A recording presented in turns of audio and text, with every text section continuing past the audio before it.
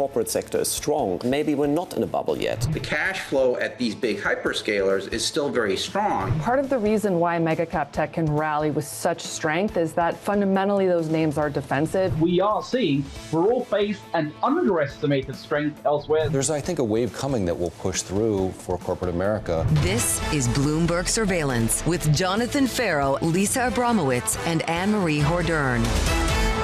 Live from New York City this morning. Good morning, good morning. For our audience worldwide, Bloomberg Surveillance starts right now. Coming into Thursday, the president losing patience. Every time I speak with Vladimir, I have good conversations, and then they don't go anywhere. They just don't go anywhere. The United States making a move to sanction Russian energy giants. As the White House considers additional restrictions on exports to China, some of this year's big market winners beginning to become undone. Gold looking for a firmer footing. This is really a significant step from the White House, from Donald Trump, who, since his inauguration, we haven't seen him really up the ante when it comes to Russia and these sanctions. He's going after Rosneft and Lukoil. Rosneft in and of itself is 40% of Russian production, and the signal it sends, it's run by a Putin ally, Igor Sechin, Jonathan, and it is the crown jewel, really, of the Russian oil production, and fossil fuels is the heart and soul of the Russian economy. And that's why you see oil prices this morning higher. You see the move in the commodity market, up by 5% on both Brent and WTI. I'd also say this appears to be coordinated with the Europeans. The EU making their own move. Yep, they're out with another sanctions package at the same time. And it's not just when it comes to Russia that there's coordination. Yesterday, we heard from the Treasury Secretary, as he goes into these negotiations with China, he talked about everything is on the table, and we will also coordinate with our G7 allies. So China, India, we've all got the same question. What does it actually mean for the purchases of Russian crude? What does it mean for the Indian refiners? Well, long term, whether or not these sanctions work will depend upon whether or not India and China continue or are able to buy from Russia. You're hearing from some India refineries saying this is going to make the flows a lot more challenging coming from Russia. At the same time, if there's a will, there's a way. Russian crude will be able to get to India and China unless the United States really doubles down and goes for secondary sanctions. Big move in crude this morning, at least. We'll see if this holds. We're higher by more than 5%. Broader equities doing OK, just about unchanged on the S&P 500. Coming up this hour, we'll catch up with Cameron Dawson of NewEdge Wealth with earnings season in full swing. Dan Ives of Wedbush on Tesla's profit miss. And we'll speak to the former Boston Fed President Eric Rosengren, looking ahead to tomorrow's inflation print. We begin this hour with stock steady as investors await more earnings. Cameron Dawson of NewEdge Wealth writing the following. Earnings continue to be the key watch item as US corporates paint a rosy and resilient picture of the US economy. Cameron joins us now for more. Cameron, good morning. Good morning. In many ways, the earnings more useful to gauge what this equity market's going to do than the actual economic data. Is it helpful that we don't see that anymore? Well, we don't have any economic data to go on, which means that we have to rely on these earnings. And they're continuing to say that the U.S. consumer is very resilient, which is extraordinarily important because we do know that there's certain pockets of the consumer that continue to struggle. The challenge is that in the aggregate data, that doesn't show up because the high-income consumer really outpunches their weight when it comes to the overall aggregate data.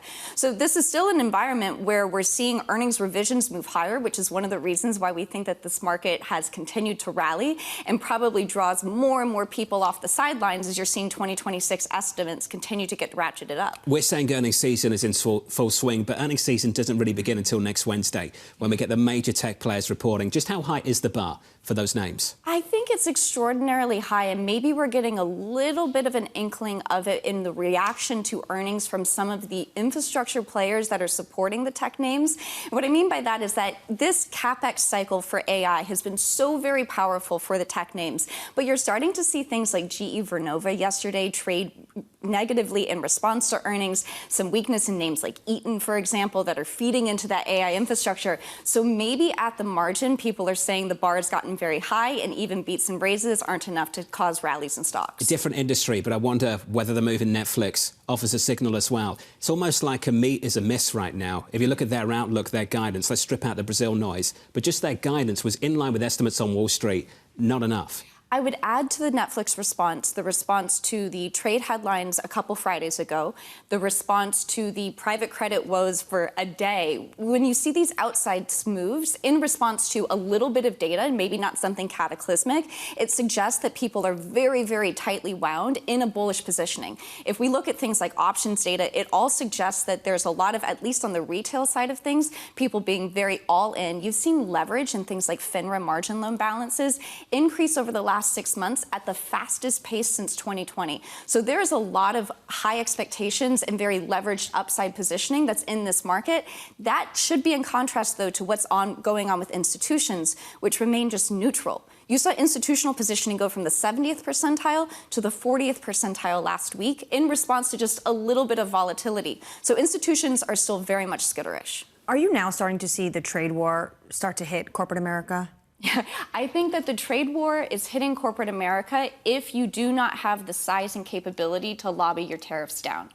I think that was the key takeaway from some of the audios, is that if you're able to get your tariffs reduced, then you say tariffs aren't a problem. But if you look at the toy companies that weren't able to get tariffs reduced, it's certainly a problem. Mattel, but also Tesla last night, talking about the tariff impacts are going to exceed $400 million.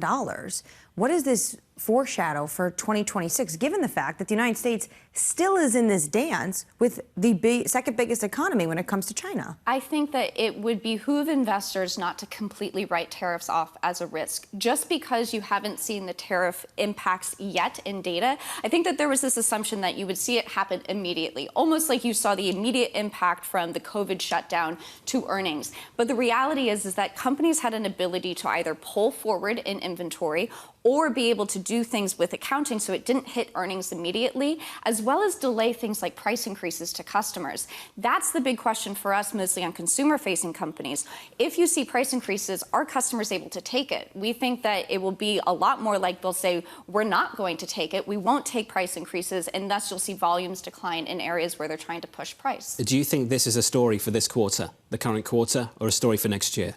It probably will bleed into the fourth quarter. And I think that the holiday season will be really fascinating as what companies do around inventories if you start to see prices start to increase. And we're hearing it from companies. We heard it from Walmart last quarter, where effectively they said, hey, price increases were coming. We were hoping that tariffs wouldn't stick, but now this is the way the world is, and so we're going to be raising prices. The market has become comfortable with the status quo, the new status quo, which just means a rolling truce with China.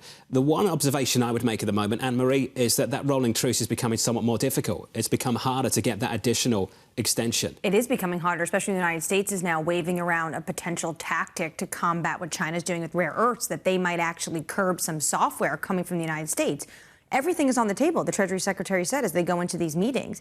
And we might get maybe a rolling truce to the end of the year, but 2026, many people think that that's when actually this trade war really heats up between Beijing and Washington. So next week we've got the earnings, we've got the talks with China, we've also got a Fed decision next Wednesday. And it just seems to me that the Federal Reserve and the leadership there, particularly Chairman Powell, has essentially set up this market to ignore inflation tomorrow morning and ignore any tariff pass-through for the remainder of the year. Yeah, I think that the Fed is going to cut almost regardless of what inflation print that we get tomorrow, simply because they'll be able to do some kind of gymnastics to explain it away.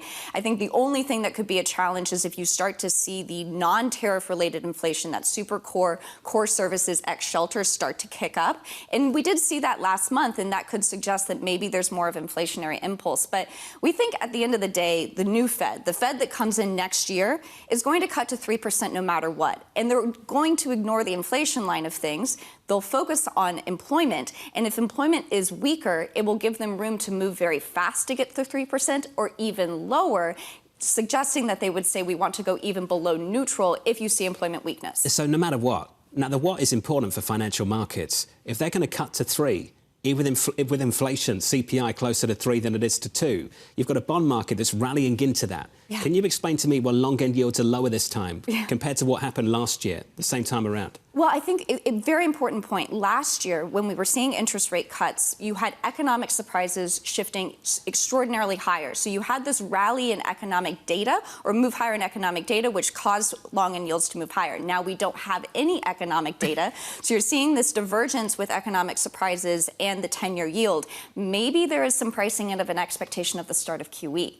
Isn't that interesting that they're talking about ending QT, but maybe the Fed, in its captured state potentially in 2026, will start to pursue QE? I think the biggest question we have is the 10-year telling us something about the growth outlook that we should be concerned with? Is it telling us that equity and credit are being way too complacent given what 10-year is potentially reflecting? It could be the fact that people can't hedge with other things anymore. Gold has gone up too much, it's too volatile, and so you're looking for an outlet somewhere. But that is the one thing that makes us raise an eyebrow is if everything's so awesome, why is the 10-year below 4%? Cam, it's good to see you. Thanks for dropping by. Cameron Dawson there of NewEdge Wealth. Bond yields are higher today. That tells you more about the move in crude. Crude higher by more than 5% so far. 10-year bond yields up by 4 basis points, just short of 4%. This is a real move when it comes to these sanctions. They're going after the two biggest oil producers in Russia, Rosneft being really the most important, the crown jewel. And this is a significant step in terms of escalation on trying to bring Putin to the table that we've seen from this administration. That's the latest on the market move. If you're just joining us, welcome to the programme. Let's get you an update on stories worldwide with your Bloomberg brief. It's Vonnie Quinn. Hey, Vonnie. Hey, John. Good morning.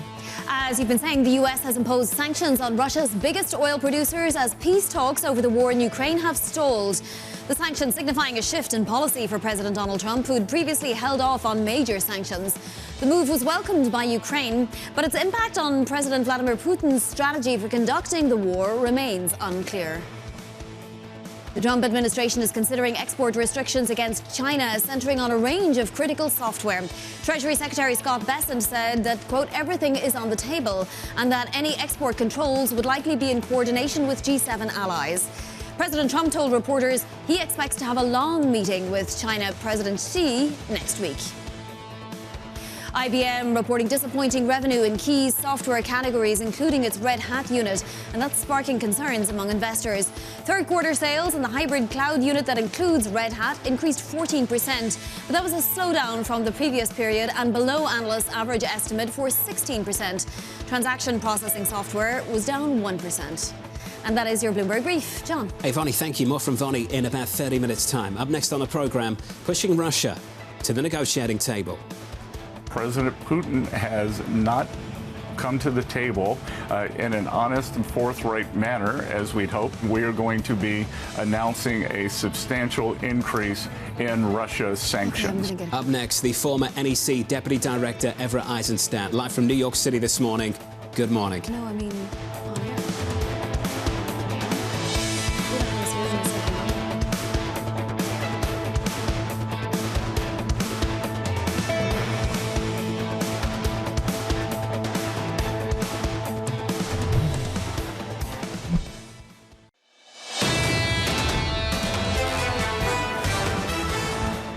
Check out crude, up by more than 5% on Brent, likewise on WTI. A rally this morning off the back of increased sanctions from the United States and a seemingly coordinated effort with the Europeans to clamp down on the use of Russian energy. With that move in crude, you see this move in the bond market. Yields higher across the board on 2s, 10s, 30s, higher at the long end by 4 basis points, 10s at 398.94. Equities just about unchanged on the S&P 500. We're going absolutely nowhere. Firmer on the Nasdaq, higher on the Russell. The Russell 2000 up by 0.55%. Under surveillance this morning, pushing Russia back to the negotiating table. President Putin has not come to the table in an honest and forthright manner, as we'd hoped. We are going to be announcing a substantial increase in Russia's sanctions. I'm not going to give you the exact sanctions, but I can tell you that this will be one of the largest sanctions that we have done against the Russian Federation. So here's the latest this morning. The Trump administration announcing fresh sanctions against Russia's biggest oil producers. The move, the latest effort to pressure Russian President Vladimir Putin to negotiate a peace deal with Ukraine. Joining us now from Washington is Bloomberg's Tyler Kendall. Tyler, the president losing patience. Right, exactly, John. This is considered to be a substantial escalation, but also marks a change in course for President Trump, as this is the first direct U.S. action against Russia so far this term. Now, according to our own estimates here at Bloomberg, these blacklisted companies, one privately held, the other state-controlled, account for nearly half of all of Russia's total crude oil exports. We're going to have to see whether or not any real changes materialize, because it does, of course, take time for these sanctions to kick in. But we we are getting some indications. Take, for example, how people familiar with the matter tell us that refiners in India are preparing for oil supplies in that country to drop to near zero. And President Trump himself says that he will use this as a way to bring up the issue with Chinese President Xi Jinping when they meet next week in South Korea. Of course, Beijing has so far evaded so-called secondary tariffs being implemented by the U.S. over this. Now, the broader backdrop here is that this move comes at a time when Russia's seaborne crude shipments have actually reached a post-invasion high. So we're going to have to see if this changes the calculus for the Kremlin going forward. In fact, that's one of the reasons why President Trump himself says that he waited to impose these, because he wasn't sure it was going to have an impact. But it is very clear that frustration over stalled talks is mounting at this White House. And it's also clear that the White House has been talking to its allies on this. John, very quickly, this comes in tandem with two things. One, the NATO Secretary General Mark Rutte at the White House yesterday. And two, the EU passing its 19th package of measures this morning. That, of course, includes this planned ban on all Russian LNG products into the bloc by early next year. Tyler, a few days ago, we had Senate Majority Leader John Thune saying the sanctions package on Russia that was moving through Congress was on hold to see if the president was fruitful in his discussions with a meeting with President Putin. Is that now back on the table? It does seem viable, Anne-Marie, and we actually saw the Senate Foreign Relations Committee advance 3 pieces of legislation that would ultimately ramp up these economic penalties against Russia. So we're going to have to see how it evolves, but it is very clear that this was a move applauded by both sides of the aisle. We had everybody from Senator Elizabeth Warren to Senator Lindsey Graham, perhaps 2 unlikely allies, coming out and saying that the White House did make the right decision in this action. Hey, Tyler, thank you. Thanks for the update. Tyler Kendall down in Washington. If you are just joining the programme, this has been a key feature of the disinflationary story for the year so far for many of you I know. Energy prices, particularly crude prices, this morning bouncing back by more than 5%, 66 on Brent, just short of 62 on WTI. Following the sanctions, some big moves. The president planning to discuss China's purchases of Russian crude with the Chinese leader during talks next week. The former National Economic Council Deputy Director, Everett Eissenstat, joins us now for more. Everett, welcome to the programme. We have to start with these additional sanctions on Russian energy and what you think the response will be on the Chinese side when they sit down for negotiations with the president over the next week. It's a very big development. As you just reported, the president has not been eager to impose those sanctions on Russia. It's the first time he's done it in this term. He's not a fan of sanctions. He much prefers tariffs. So he tries. It seems like he's raising the stakes as he's going to go over to Asia to try to get an outcome that he wants. And of course, if he meets, and he's planning to meet with President Xi, I do think that China's support for Russia in the Ukraine war is going to be a major topic of conversation. Everett, how do these meetings go? How does the president come in with all of these asks? We're talking about fentanyl. We're talking about rare earths. We're talking about now Russian oil. At what point does the Chinese say, this is too many asks, we feel like we have the leverage, you're only getting one of the 5? I don't think it's going to work that way. There's a lot of things they would like to see from us as well. And of course they do. China wants to be a responsible actor. There's many things they'd like for us to do on export controls and obviously the tariffs themselves. So I don't think the number of issues on the table is necessarily going to dictate, a lesser outcome. In some ways, when there's more to talk about, when you have a broader range of issues, it's sometimes easier to find a package that's going to work for both parties. I think it's going to take some time. I don't think one single meeting with President Xi is enough to move the relationship to a brand new place. But it is an opportunity to level set and kind of stabilize the relationship, which would be very welcome right now. Did you see any appetite on the Chinese side to wind down some of their crude purchases from Russia? I would be surprised. I think, they do need the energy. So, yeah, I would be surprised to see them do that. Trump is also, he's also weighing export restrictions against China specifically. The Treasury Secretary said yesterday everything is on the table. Do you think that is real, tangible policy, or is this just a negotiating tactic ahead of the meeting? I think it's real tangible policy. I mean, what the Chinese government did recently on putting export controls on rare earths was an unprecedented move and seen as very, very aggressive by the U.S. and many others around the world. So the Chinese have shown, okay, we can put export controls on rare earths. We can control and create some choke points for manufacturing and for your economy. And the United States is basically sending a signal that says, okay, well, we can do that too. And we can continue to play this game, or we can find a way to get back to a more stabilized trading relationship. So I think they're very real. When it comes to the rare earths, and Jonathan has been asking this question since it happened, since many people viewed it as aggressive, did China make a mistake? Because they're forcing Trump to really up the pressure going into the South Korea meeting. They didn't. It depends on what their goals were. I think that it was an unnecessary error right before the meeting that seemed to be going towards a good direction. But again, I think the Chinese really wanted to demonstrate that they had this leverage. It has, for lack of a better word, spooked a lot of intelligence officers that knew that this was a big problem. But yeah, this is a very significant move. I think they really wanted to show that they had the ability to fight back and that they were willing to do so. Now, one of the key questions will be, how are these implemented? What kind of an accommodation can they come to putting these into effect? How that's done is going to be very important, but it's not going to be easy to put the genie back in the bottle on this one. Those export controls are going to be around for a long time. Everett, the US side were wide awake to all of this happening. You and I, we've all discussed it a million times. It was the Europeans that appeared to be asleep to some of the issues developing in China. And the reason some people believe it was a mistake, maybe a strategic error, is because it has the potential to unite the Europeans with the United States at a time when the Europeans have spent a lot of time sitting on the fence. Everett, are the Europeans closer with the US now going into this round of negotiations? I think so. They are.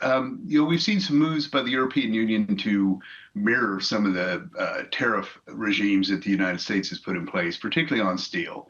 They do recognize that China is a massive manufacturer and that much of it being subsidized. So the overcapacity is hitting their markets and hurting their industrial base. They know that. And now that China has said, well, we have a worldwide regime where we're going to select what products go to whom, that's another spook, I guess, for the European Union, and it does bring them closer to where the United States is. So in that sense, it could have been a strategic error, yes. Everett, just one final question just on the Europeans.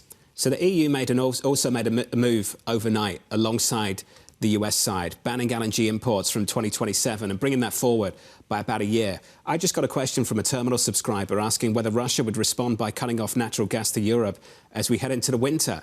Everett, the Russians are watching this happen. They can see it on the horizon. Why would they make it easy? Yeah, it's certainly possible. They've done it before.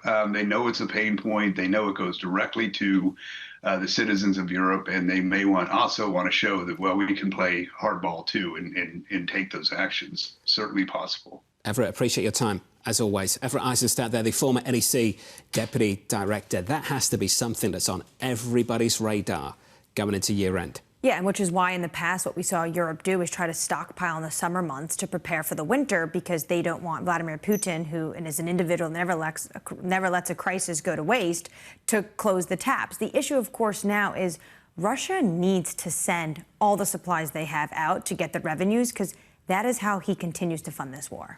Coming up on the programme, we'll continue the conversation. We need to get you some earnings. Tesla. Dan Ives of Wedbush still bullish on the name. The stock is down, and down hard in the pre-market off the back of really, really good sales, but not so good profits. Expenses absolutely surging. We'll get to that story in just a moment. Plus, Yahara is going to join us with your morning movers. Quantum stocks rising as investors make some big bets on the next big government stake. Look at this move in the pre-market. We've been talking about this repeatedly. Yep.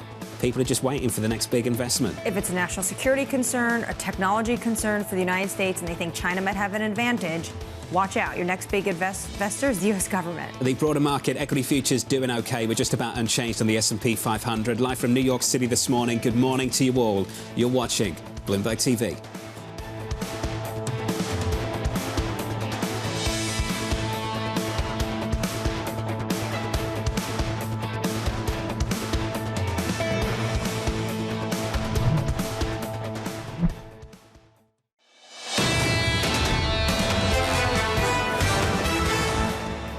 Waking up to this mood on crude. Looking at crude higher by 5% on Brent and WTI. Brent and WTI higher off the back of additional sanctions on Russian energy from the US, but also something else to consider. The EU making their own move, bringing forward restrictions on Russian LNG. The unintended consequences of all of this are something we've all got to pay attention to in the coming weeks and months. Right, and that unintended consequence is what this viewer was talking to you, Jonathan, about, is the fact that Russia then, maybe Putin decides to cut off the taps in the dead of winter to the Europeans, which is why throughout this war, what we've seen the Europeans do over the summer is to build up their reserves when it comes to natural gas. But we need to take a moment and be reminded of how big of a move this is from this administration. Halima Croft at RBC note overnight was dropping the hammer. The U.S. is shuttering the Russia war ATM. That move in crude flowing into the bond market, so to speak. Yields are higher across the curve, particularly on 10s and 30s, up by 4 to 5 basis points here, up 4 on 10s, up close to 5 on 30s. In the equity market, things are pretty calm following yesterday's losses. Equity futures positive by not even 0.1%. Let's get you some single names, some morning movers. Let's cross over to Yahara for more. Hey, Yahara. Hi, John. We are seeing quantum computing stocks surging on a report by the Wall Street Journal that the Trump administration is looking to take equity stakes in firms like IonQ, Rigetti Computing, and D-Wave in exchange for federal funding. It follows similar deals with the likes of Intel and MP Materials as Washington looks to back a sector key for things like drug discovery and unlocking other efficiencies in the economy. And we move on to IBM. Those shares also are falling 6.6% in the pre-market after growth in its hybrid cloud unit came in lighter than expected. Investors had been counting on that unit to drive the story, but clearly we are seeing its software business decelerating even as its AI book of business continues to show solid growth. And Tesla's record EV sales were not enough to stop the stock from sliding. Shares are down 3.25%. That's because profit plunged as costs surged 50% in the last quarter. The other issue, executives offered little to no guidance about this quarter and beyond. And in true Musk fashion, he ended the call with fireworks, defending his $1 trillion pay package and blasting those who have pushed back. John? Why not? Yahara, thank you. That stock is down by more than 3% in the pre-market. On a radar this morning, oil prices surging. The Trump administration hitting Russia's 2 largest crude producers with fresh sanctions, marking the latest effort to pressure Vladimir Putin to end the war in Ukraine. Elsewhere, the administration weighing export restrictions, which could block China from buying a wide range of US software. The Treasury Secretary Scott Bessent confirming everything is on the table, saying controls would likely be coordinated with G7 allies. And finally, the Trump administration mulling new equity stakes in public companies. According to the Wall Street Journal, the White House is discussing investments in several quantum computing firms in exchange for federal funding. And look at the moves so far this morning. Another intervention from this White House on an industry that they think is going to be critical. Another industry that they'll probably put in the national security bucket where they are fighting head to head with China. So first it's chips, then it's raw materials, and now it's going to be quantum computing. That's the one to watch so far this morning. Another name, of course, is Tesla. Yahara mentioned it, profit falling, rising costs undermining a record quarter for vehicle sales. The company reporting adjusted earnings down 31% from a year ago. Bloomberg's Craig Trudell joins us now for more. Craig, sales are great. What on earth happened with expenses? Yeah, there was a lot of sort of puts and takes here. I think a combination of the fact that this company continues to be just increasingly reliant on just the Model 3 and the Model Y. So there was, some hope that the Cybertruck, of course, would be a driver for this company. It has only been on sale for coming up on a couple years now. And yet it has been a huge disappointment. So you've had mix issues. You also have, as mentioned, costs. Those include tariffs. And this is also a company that during the quarter, really sort of pulled back from some major initiatives like the Dojo project that our colleague Ed Ludlow scooped was being unwound. That cost the company a couple $100 million. So all of that combined with, I should also mention, regulatory credit revenue. That is, a business of money that just flows straight from other car makers' bank accounts right to Tesla's bottom line. That was down dramatically from a year ago and is going to be an ongoing issue now that the Trump administration has undermined emissions and fuel economy regulations in the U.S. So, Craig, we've had this report even with really decent sales, and there was always a question about what would happen in the current quarter and the next quarter. Given there was obvious pull forward here, what's the payback going to look like in the coming months? I think that's one of the things that's a real sort of concern coming out of this call is that, 3 months ago, you had Musk sort of taking that on head on. He didn't, of course, have much of anything reassuring to say, but he at least, kind of acknowledged and spoke to the idea that, we may have a rough few quarters to come after incentives in the U.S. go away. There was so little discussion of that on the call and so little sort of, reassurance of the idea that Tesla's going to be able to sort of muddle through this period of transition of pullback on the part of the federal government supporting EV sales. And so the investors are sort of flying blind on that and also not getting a whole lot of particulars around, okay, how are we going to sort of commercialize some of these other projects that you have in the works, such as the humanoid robots that Musk spent a lot of the call talking about in sort of, just more of a general sense. And finished on his pay as well. We'll get to that in just a moment. Craig, thank you, sir. Craig Trudell over in London with the latest. Dan Ives of Wedbush maintaining an outperform rating on the stock with a $600 price target, saying we continue to believe Tesla could reach a $2 trillion market cap in early 26 in a bull case scenario and $3 trillion by the end of 26 as the golden AI chapter takes hold at Tesla. Dan Ives joins us now for more. Dan, how relevant is the car-making business at Tesla to this stock, and how relevant should it be? Look, I mean, it's foundational relative to, obviously what they're doing in the quarter and of course, generating cash in the business. But the reality is the future is around AI. It's around autonomous. It's around robotics. I think it's the most important chapter in the history for Musk and Tesla. That's why Musk, now wartime CEO, and obviously a new pay package. And I think that's what investors are focused on. Any sell-off here, look, we view autonomous alone is worth $1 trillion of the story. This will, one with NVIDIA, be two of the best, what I view, physical AI plays in the market. Dan, I think a lot of people might agree with you that autonomous could be worth $1 trillion to someone. It's about whether it is for Tesla. What can you point to that demonstrates success? What are the metrics you're following that justify a valuation that this company currently carries? Yeah, first off, I mean, robotaxi, we've seen it in Austin ourselves. I think that you'll have 8 to 10 cities by the end of the year, and we ultimately believe 30 cities in the first half. Then you ultimately look at what's happening there, the geofence area, the safety driver getting removed. It's my view this is all heading toward level 4, right, in terms of when you think about autonomous. And what that means is no company in the world, BYD, pick any name out there, will have the scale and scope to compete with Musk and Tesla when it comes to autonomous and cyber cabs. That's the future. And then Optimus, I believe is going to be, a key part of this story. That's how you're going to get to $3 trillion market cap next 12 to 18 months. But scale and competition, isn't this space, Dan, already looking very crowded? Look, I'd say, crowded in terms of Waymo being first mover advantage, but they're in, 5 cities, relative to from a scale perspective. I think Tesla's going to own 80% of the autonomous market. And that's why, from an investor perspective, look, if you hate Tesla, you continue to hate it today. I get it. But the reality is that this is a golden age for Tesla looking ahead, from autonomous to robotics. And that's why you talk about November 6th, what's going to be the Musk pay package, and then they're going to own, obviously, a big piece of XAI. This is now the AI transformation happening at Tesla.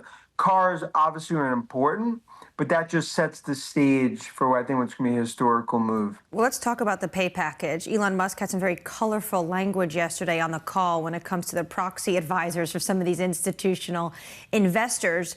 What does he need to achieve in order to get that headline $1 trillion pay package? Yeah, and look, and go back to the first pay package, the one that's right now caught up in Delaware. He did everything and more. And it just comes down to I agree in the fact that the biggest asset for Tesla is Musk. Musk is Tesla, Tesla is Musk. Look, obviously some of those are very ambitious in terms of, where they're ultimately going to hit in terms of the targets. But I think mid to high targets are hittable. And that's why incentivize him, make him wartime CEO. That's what he's doing. That's where his laser focus, versus maybe some of the, dark days when he was with Trump administration, obviously some of the brand damage. And I just think betting against Musk has been the wrong move again and again. And I think that's why shareholders overwhelmingly will approve this. Dan, let's just stay on the pay package. What's the opposition to the pay package? What's your understanding of what it is? Beside the fact that it's absurdly large, that kind of doesn't matter. What's the opposition to it? What don't people like about it? Look, I mean, obviously it's just, the view from an excess perspective, the actual numbers, why do they actually have to do this? But I think to some extent it's investors that don't understand the Tesla story. And I think any of the core believers, any of the core followers understand that the future of Tesla lies in Musk being CEO. And I think from a pay package perspective, given the targets, set high bars. That's where you want Musk to, you don't want to set low bars. And I think I think the board stepped up, Robin stepped up. This is the right pay package at the right time for what's going to be what I view as a golden chapter for Tesla. And if he achieves them, shareholders are going to get a whole lot richer. Oh, a whole lot richer. Also, it only comes if he delivers a CEO succession plan. So it gets Elon Musk to really start thinking about what does Tesla look like. Dan is here talking about Tesla is Musk and Musk is Tesla. What does it look like if he is no longer the executive? And he has to articulate that. Dan, it's good to see you. As always, Dan Ives there of Wedbush. Great quote in our write-up. You referenced it when you walked into the studio this morning.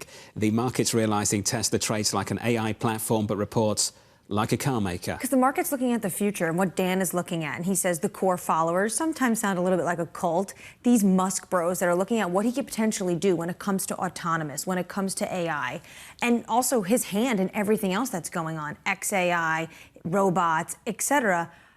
That's where the market is. But when they get on the earnings call and they start talking about how difficult and expensive it is to make a car, especially with tariffs, especially the need for rare earths, then you start to realize, oh, actually, ton of operating expenses are going into this company. We are not yet into that future world. This is always the tension around this name over at Tesla. The short-term struggle, the realities of where we are right now, and the long-term hopes and dreams. And the long-term hopes and dreams are what support this name. We're down by a little more than 3% in a pre-market. Let's get you an update on stories worldwide this morning with your Bloomberg brief. Let's cross over to Vonnie Quinn. Hey, Vonnie. Hey, John. Thank you. President Trump has denied a report by the Wall Street Journal that the U.S. lifted a key restriction on Ukraine's use of some Western-supplied long-range missiles. Trump, writing on Truth Social, the Wall Street Journal story on the USA's approval of Ukraine being allowed to use long-range missiles deep into Russia is fake news. Citigroup is betting big on CEO Jane Fraser, giving her the additional title of board chair, as well as a multi-million-dollar retention bonus valued at $25 million in restricted stock, plus over $1 million stock options. The awards are structured to keep her leading the firm's major restructuring push for at least 5 more years. Fueled by soaring stocks and a return to deal-making, the annual Wall Street bonus pool is expected to shatter all previous records. According to New York State Comptroller Thomas Dinapoli, profits for major firms hit $30.4 billion in the first half of the year and will hit the highest level on record if that pace continues. And that's your Bloomberg Brief. John. Comptroller Dinapoli joining us in about 60 minutes from now. Vonnie, thank you. Up next on the programme, staying above target. This coming CPI report is likely to be one of the better ones. We don't really see inflation momentum moving back down to 2% in a clear and compelling way. Here, inflation still seems to be coming in with prints that are well above the 2% target. Up next, we'll catch up with the former Boston Fed President Eric Rosengren, live from New York City this morning. You're watching Bloomberg TV.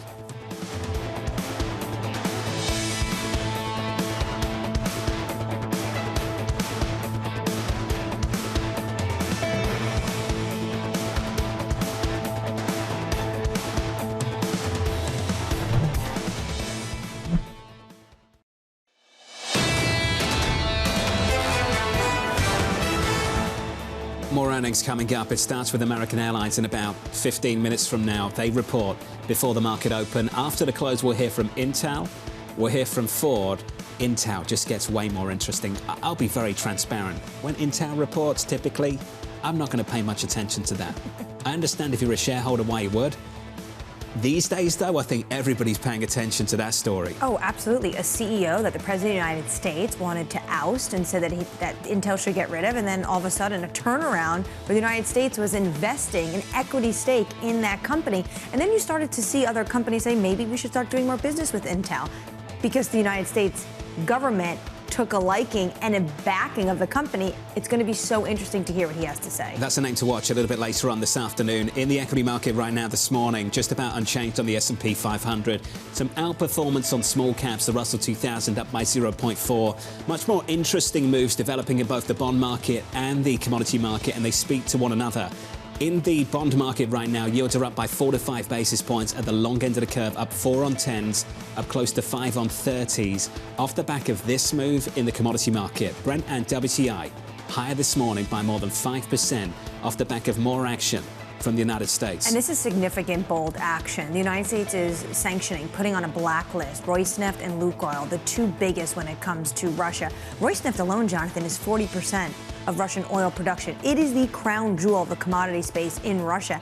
And it's at a time, which is why you see the market react, at a time when everyone was talking about excess glut of oil in the market right now. And what do we have? Potentially Russian barrels might find it a little bit harder to get to India and China. Could have some consequences for the inflation story as well. Let's talk about that. Under surveillance this morning, staying above target.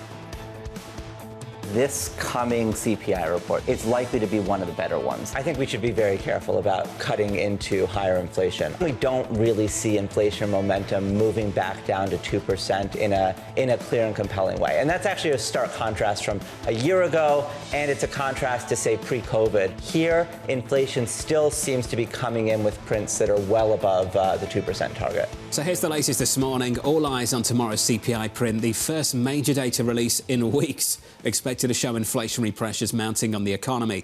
The former Boston Fed President Eric Rosengren has seen it all. He joins us now for more. Eric, welcome back to the program, sir. What are you anticipating to see? What do you expect to see tomorrow morning at 8:30 Eastern Time? Expecting to see that both the CPI and the core CPI are at 3.1%. So for the overall CPI, it was at 2.9% before. That's a bit of an increase. It partly reflects some of the pressures coming from tariffs continuing to flow through. So goods like apparel, furniture, sporting goods. But it's also that we're seeing food prices go up in a variety of areas. And I think that indicates that we're not getting much progress on inflation, that this report actually is going to be a continuation of numbers that are at 3% or higher rather than moving down towards 2%. So that is a challenge for the Fed as it tries to weigh how much emphasis to put on inflation and how much emphasis to put on what's happening in the labor market. Well, Eric, let's stay on that theme. Are they sources of inflation that this Federal Reserve can ignore? I don't think it should ignore. The labor market, while it has been softer, is still fairly close to the Fed's estimate of full employment. And in some of the areas, both in food prices, we've seen cost of electricity going up. Some of those trends, I think, are something we have to keep an eye on.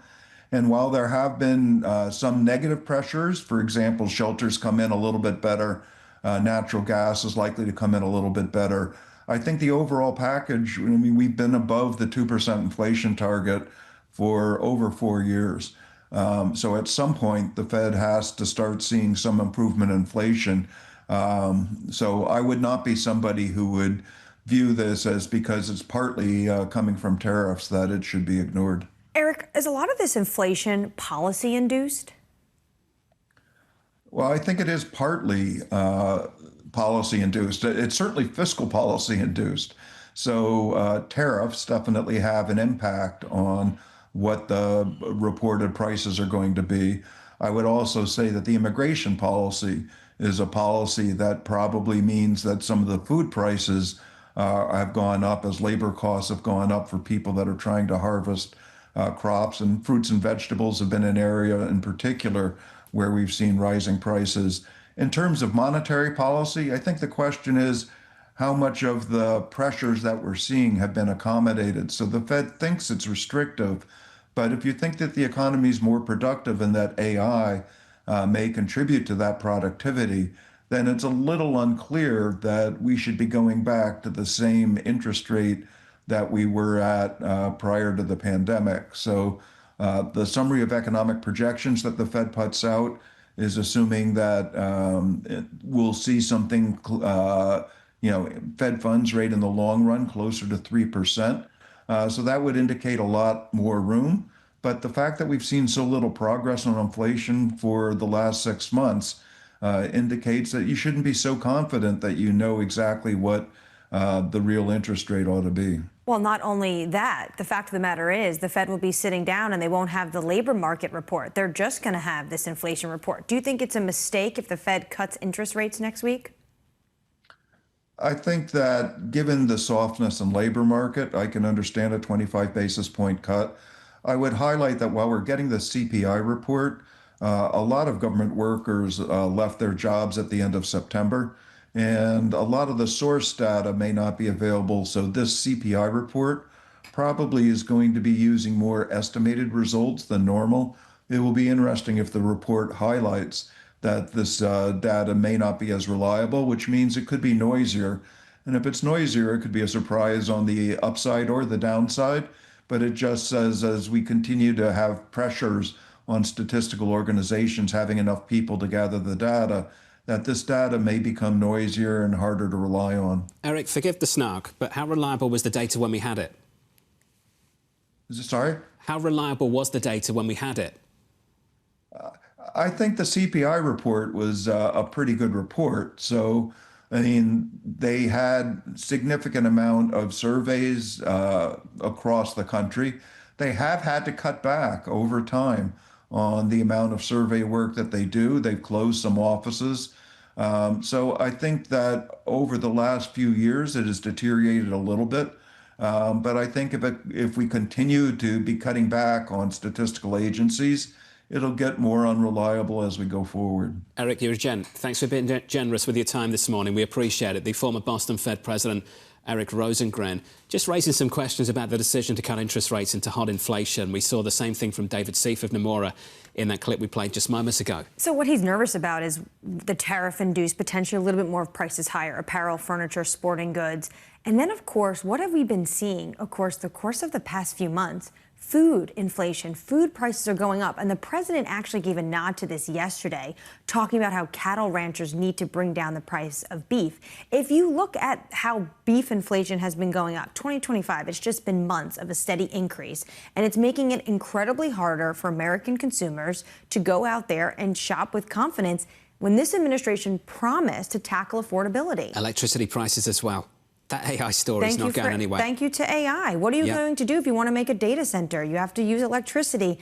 The prices that individuals are seeing now, and this is why it's becoming so political. We're already seeing it in the Virginia and the New Jersey governor races. This has been an election topic. It's going to be one of the midterms for sure. Electricity prices continue to rise because of what's going on with the capex spending of these tech giants when it comes to AI. Equity futures so far this Thursday morning, just about unchanged on the S&P. The second hour of Bloomberg Surveillance coming up next with David Lebovitz of JPMorgan, Sarah Bianchi of Evercore, Stefan Slowinski of BNP Paribas, and the New York State Comptroller, Tom Dinapoli.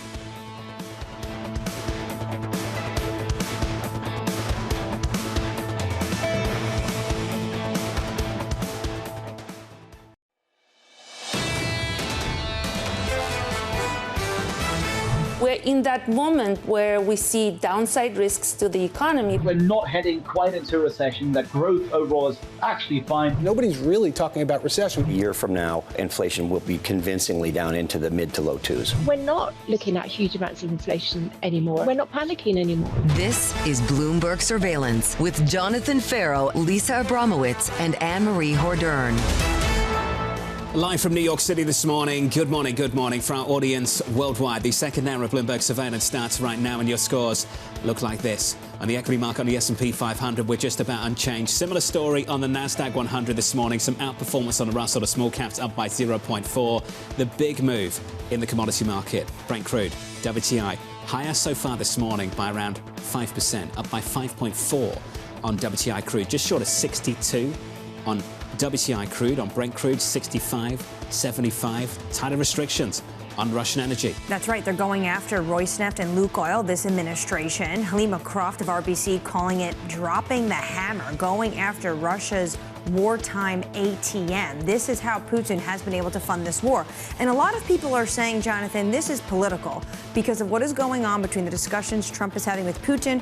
Trump is losing patience. That might be part of it. But also, what has this administration done the past few months? They've talked about drill, baby, drill, which has actually been challenging for U.S. oil companies because of where the price has been.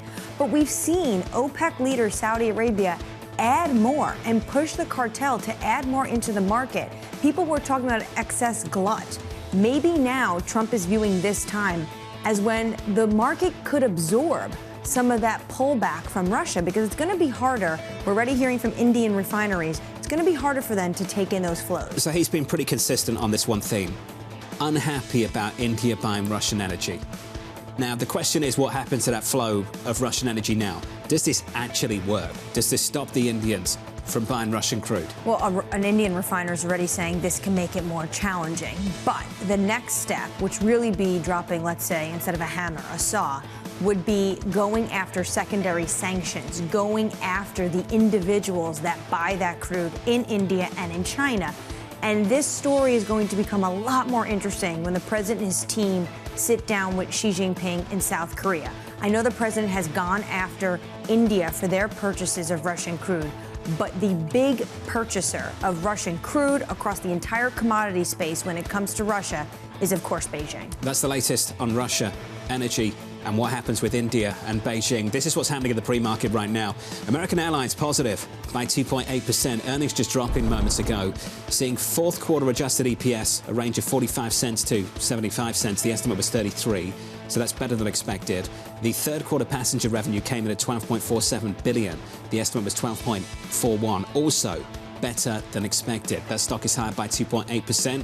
Lisa on the ground, catching up with the CFO a little bit later on this morning, so look out for that conversation. Better news from the airlines. We've seen it almost across the board. Better news, and it's not just those that are sitting in the front of the plane in first and business in these premier seats. It's individuals across the entire plane. They have seen demand upkeep, which is why a lot of individuals are saying the consumer has been resistant. You can see it in the airlines. What I want to know from American Airlines, though, is more political. What are they seeing in terms of delays because of what is going on with the government shutdown with the FAA, Jonathan? Because remember, that was the pressure point to end the shutdown of 2018 and 2019. Look out for the CFO interview later on this morning with Lisa and the team. Coming up on this program, David Lebovitz of JPMorgan with investors looking for an equity rebound. Sarah Bianchi of Evercore as President Trump hits Russia's oil giants with sanctions. And we'll speak to the New York State Comptroller, Tom Dinapoli, with bank profits absolutely surging. We begin this hour with stocks edging higher. David Lebovitz of JPMorgan writing, with inflation still above target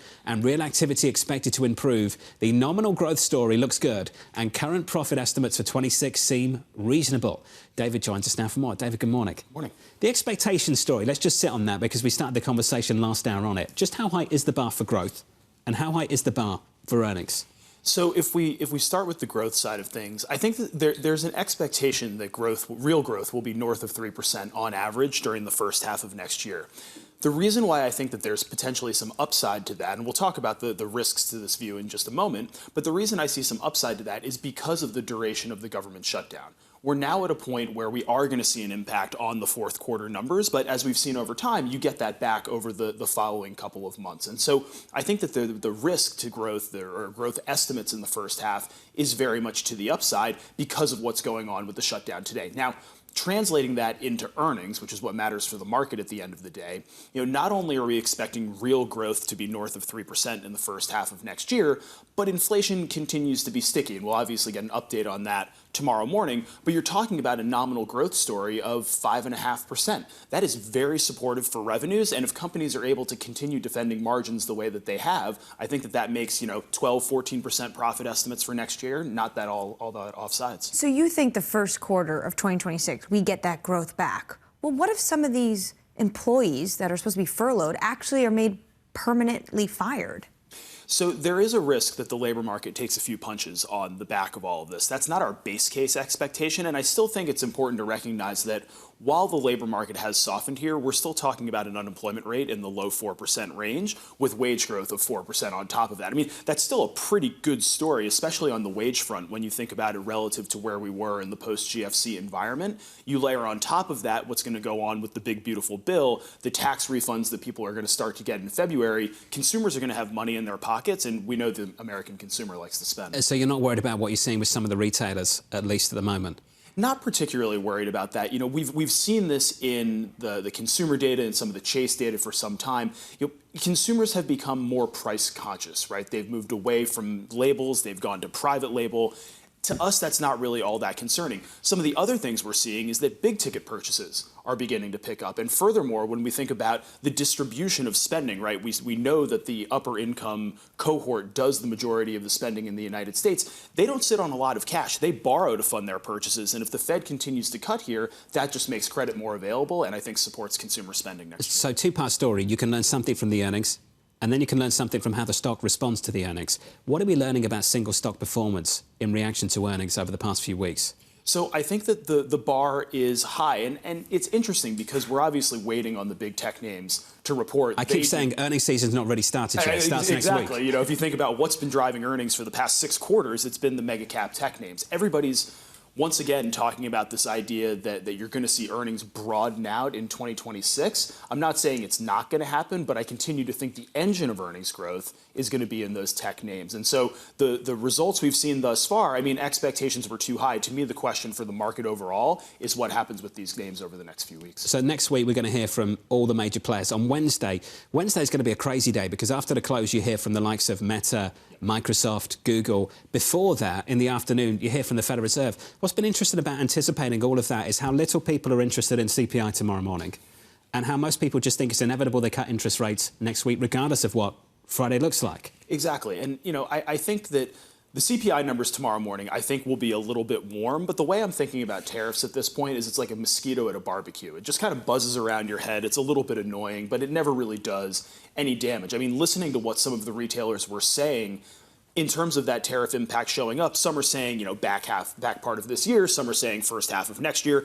It's not going to come all at once. So inflation is going to have upward pressure on it, but it's not necessarily going to spike higher. I think the question around the Fed is a good one. And I do think the path of least resistance in the near term is for the Fed to ease. But if we get this improving demand in the beginning of 2026, we have inflation that's a little bit sticky above 2. You have a labor market that hasn't deteriorated further. I think that makes it more challenging for the Fed to deliver the magnitude of cuts that the Tesla is talking about $400 million of tariff impact. GM is talking about $3 to $4 billion of tariff impact. Mattel is talking about the fact that they haven't been able to sell enough toys because of tariff impact. Isn't that more than just a mosquito? So I'm not saying that the tariffs aren't there, right? It's more about the overall impact and how quickly it shows up and the magnitude of that impact showing up. So yes, you have these one-off cases, and you know some of the big retailers, as I mentioned, have said you're going to see tariff impacts when it comes to holiday season this year. But it's not like CPI is going to go from 2.5 to 4 overnight. And so if it's more gradual, consumers can warm up to that. I don't think you face the same problems as if it were a shock scenario. What if we get a prolonged shutdown and we don't get labor data for the rest of the year? And I say this because what I am hearing is some people in Washington are preparing for this to go through Thanksgiving. So, you know, we can speculate, we can flip a coin. I don't think anybody really knows when the shutdown is going to end. What we're watching most closely are what happens with the approval ratings. I think that if those really begin to deteriorate meaningfully, that could begin to move policymakers' hands. But in the interim, we are in this data vacuum, and we're forced to look at other things. And that's why I think earnings season is proving to be so important, because it's the first real look that we've gotten at what's going on beyond the survey data, which frankly hasn't done a very good job of tracking real growth since COVID. To that point, what evidence is there that equity market participants have been trading on payrolls anyway? And I'm really being flippant and snarky, I know that, but I said this yesterday. If I told you all the payrolls data for 2025 at the start of the year, you would have been hopelessly bearish. True. You would have thought the economy was falling off a cliff. You would have been short equities, and look what's happened. Still close to all-time highs. Exactly. I think the interesting thing about the labor market, and we were debating this with a client yesterday, everybody has this notion that things in the labor market are getting bad, right? And you hear from Powell, you hear from other Fed officials, we're more worried about labor than we are about inflation.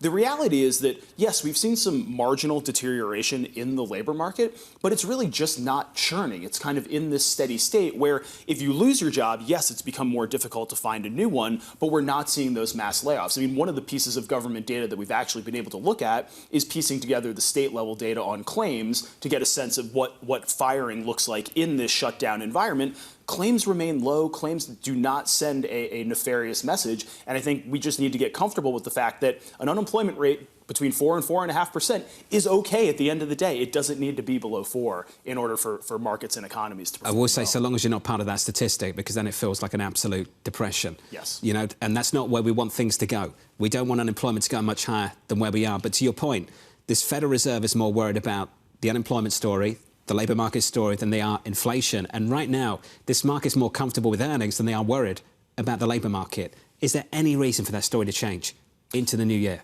I think in the next couple of months, I don't really see that story falling apart because for investors right now, it does feel like we're in one of those bad news is good news environments where, okay, labor market weakness means that the Fed's going to continue to provide support. I think that the challenge or the big risk out there as we look ahead to 2026 is if the Fed does cut, say, another 100 basis points and you see the economy begin to gain steam, what does that mean for inflation from a more organic perspective, right? Less from a tariff perspective. And does that prevent the Fed from delivering the full amount of easing that markets are looking for? I think that could be a fly in the ointment for equity investors next year. David, it's good to see you. As always, thank you, sir. David Lebovitz there of JPMorgan Asset Management. Crude this morning, the one to watch, higher by 5% on Brent, 65.84, WTI 61.78. With an update on stories worldwide with your Bloomberg brief is Vonnie Quinn. Hey, Vonnie. Hey, John, thank you. American Airlines shares taking off after reporting a strong performance in the third quarter. Passenger revenue and available seat miles for the quarter beat estimates, while projections for the fourth quarter adjusted earnings per share jumped well above expectations. Estimates have called for a loss. In a statement, the company noted revenue growth in its premium unit continues to outperform the main cabin year over year. Tesla's profit fell in the third quarter as rising costs undermined record vehicle sales. The company reported adjusted earnings down 31% from a year ago. CEO Elon Musk touted ambitious initiatives on the earnings call, including humanoid robots and AI programs. Musk also pleaded with investors to back his $1 trillion compensation package. The three candidates in New York City's mayoral race took the debate stage last night. Former Governor Andrew Cuomo looking to erase a double-digit polling deficit to Zoran Mamdani with just 2 weeks left in the campaign. The voters are going to have to decide in this election what candidate has the plan to save this city and what candidate can get it done. Andrew Cuomo will spend much of tonight attacking me. He is a desperate man, lashing out because he knows that the one thing he's always cared about, power, is now slipping away from him. Early voting in the race begins Saturday, and that is your Bloomberg brief. John. Vonnie, thank you. Forgive me for somewhat editorializing, but the standard of political candidates in really important races, not just in this country, but around the West right now, it's pretty sad sometimes, you know? Well, this is why the Democrats and Republicans that want to see a more centrist Democrat be the mayor are in this problem, because you put up Andrew Cuomo, who had to leave his job as governor because of what was going on in terms of these allegations of sexual misconduct. This is not an individual that New Yorkers are excited to vote for, so they're going for the socialist Democrat. That's where we are right now. We've got a socialist, a failed Democrat, and a Republican the Republican president won't endorse. Because he has a lot of cats. Something about the cats really unnerves Trump. He doesn't want to see all these cats in Gracie Mansion. It's such a great city. It just deserves so much more. Up next on the program, drawing a hard line. There are massive sanctions, and sanctions on oil. The two biggest oil companies, among the biggest in the world, but they're Russian. Up next on the program, Sarah Bianchi of Evercore from New York City this morning. Good morning.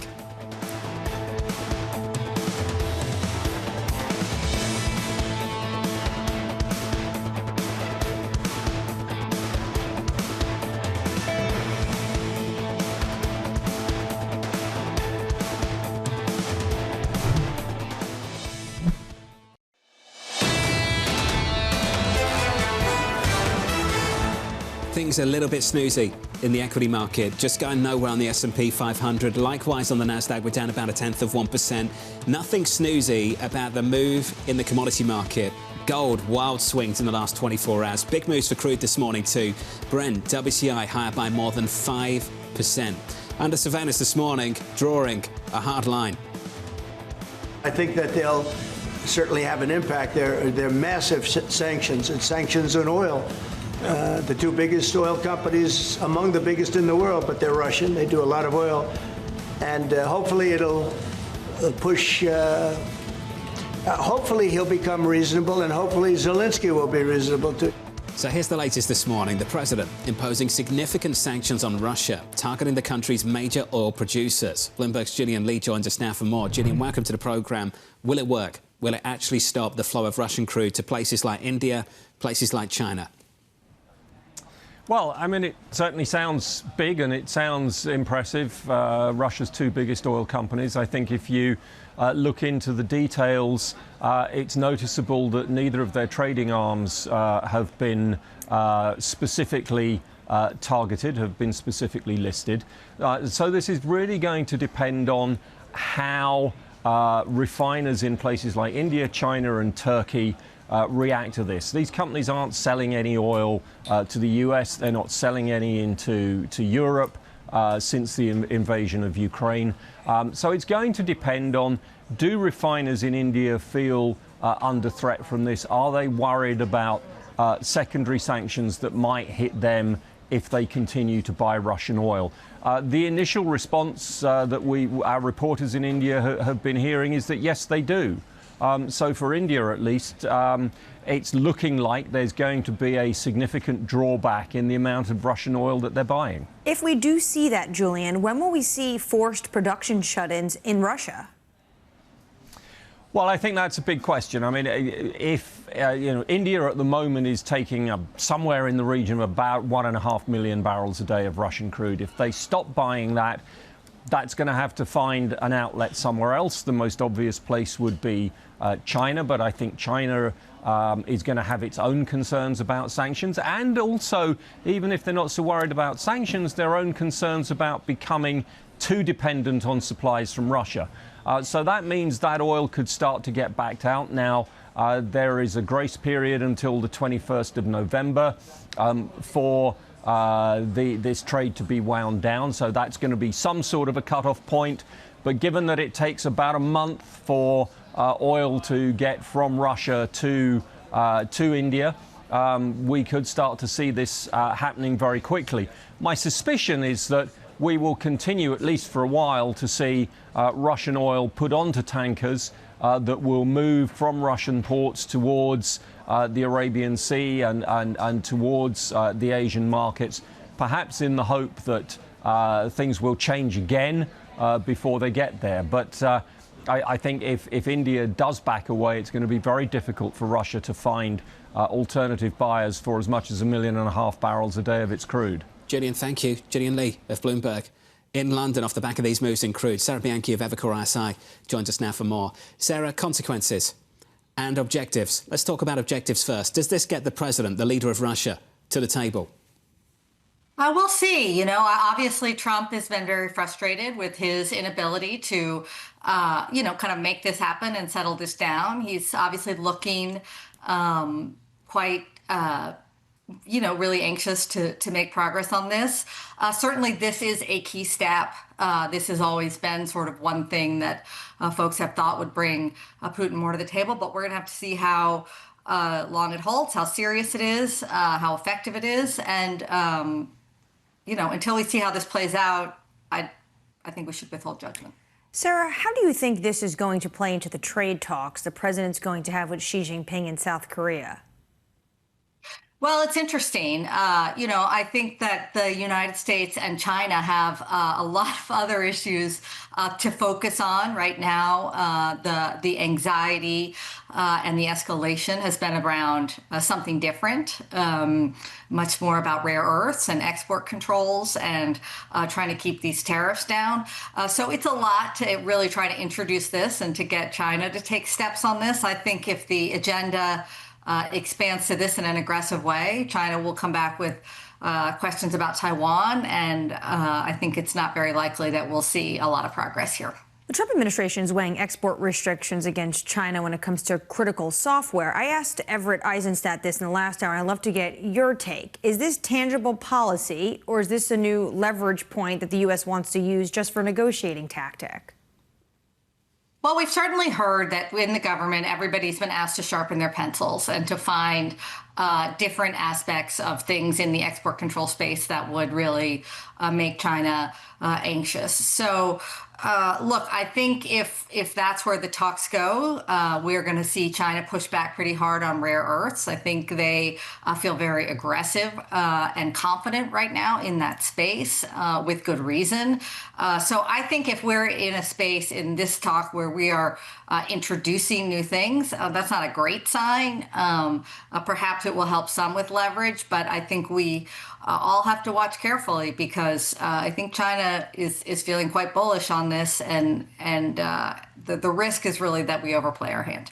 Do you think then that China has more leverage going in than the United States does?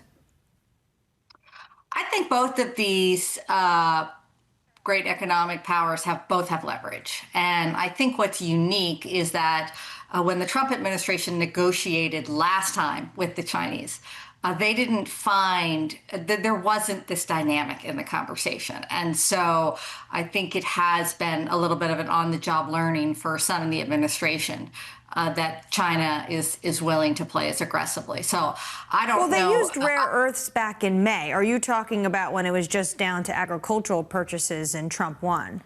Yeah, I'm talking about in Trump 1.0. I think one of the reasons that the Chinese came out so strong with rare earths this time is they found last spring it worked really well for them. And so I think they are, I think they were hoping to get more out of the talks than they saw coming. And I think it was pretty explicit strategy. I'm not quite sure they meant to overheat things quite so much, but I don't know, I think both sides have something the other team wants, and when you're in that situation and feeling out those relationships, there's risk for escalation. Sarah Bianchi of Evercore ISI. Sarah, thank you. We've talked a lot about that upcoming conversation with Secretary Besson and Ambassador Greer with their Chinese counterparts this weekend, I believe, in Malaysia.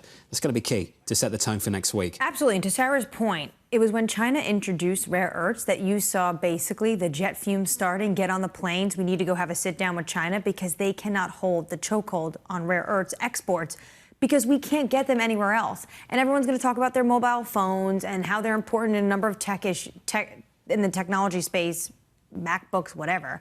No, it's our defense sector. Every single piece of weaponry has a rare earth metal, and China has not just all of the rare earths, but the processing and the refining of them. You can't make this stuff without China. It's the dirty refining capacity that we've just kind of outsourced, really stupidly. Absolutely. To China, and something the US is trying to do something about. Coming up on the programme, Stefan Slowinski of BNP Paribas Exane on his underperform rating on Meta, the only sell on that name out of all the analysts that cover it. That conversation up next.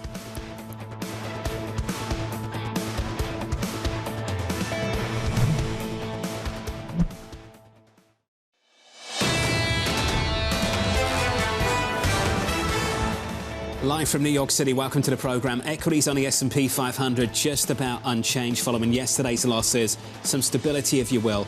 On the Nasdaq 100, down by about 1/10.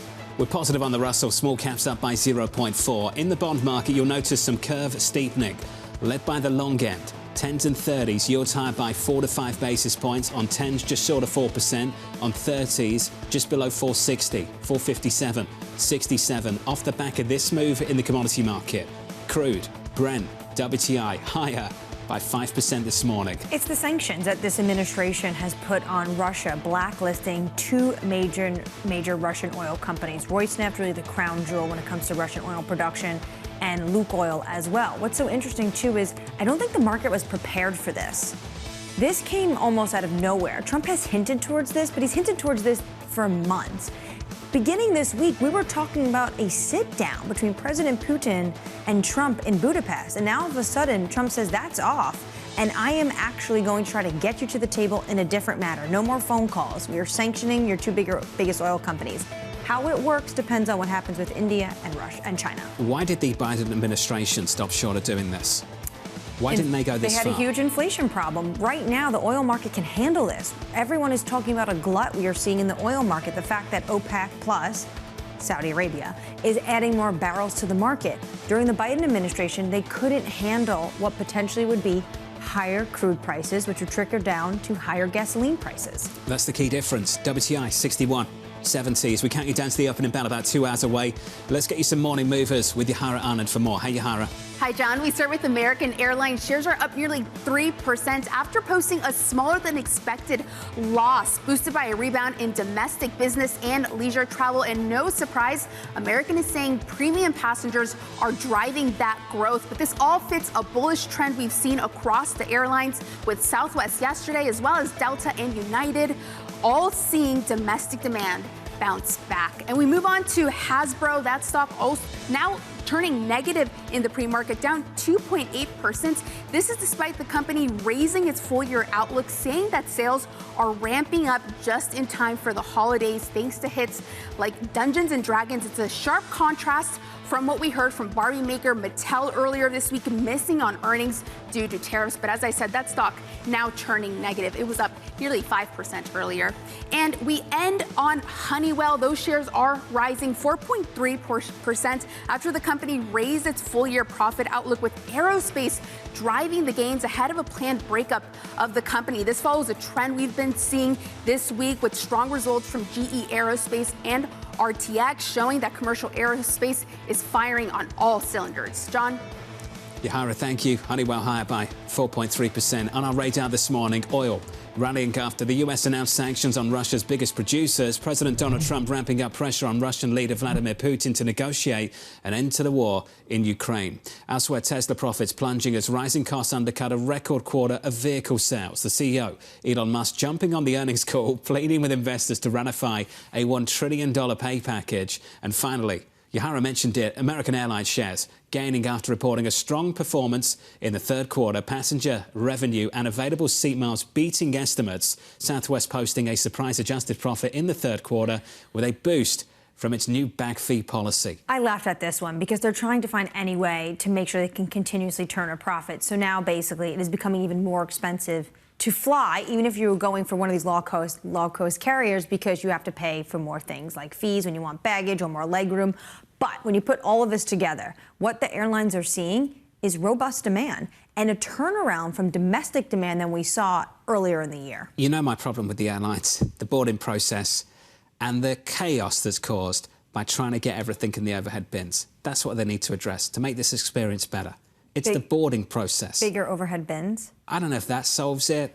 Make it more exclusive to use the overhead bins. Not make everyone zone one. Yeah. Right. Everyone thinks they're group one. Yeah. We've talked about this in the past. It's a problem. It's a massive issue. Yeah. Let's turn to tech. Wall Street anxiously watching as the Mag 7 faces a big earnings test next week. Stefan Slowinski, he's Group 1, BNP Paribas Exane, with the only underperform rating on Wall Street for Meta. Stefan has a price target of 198 on the stock. He joins us now. Stefan, welcome to the programme.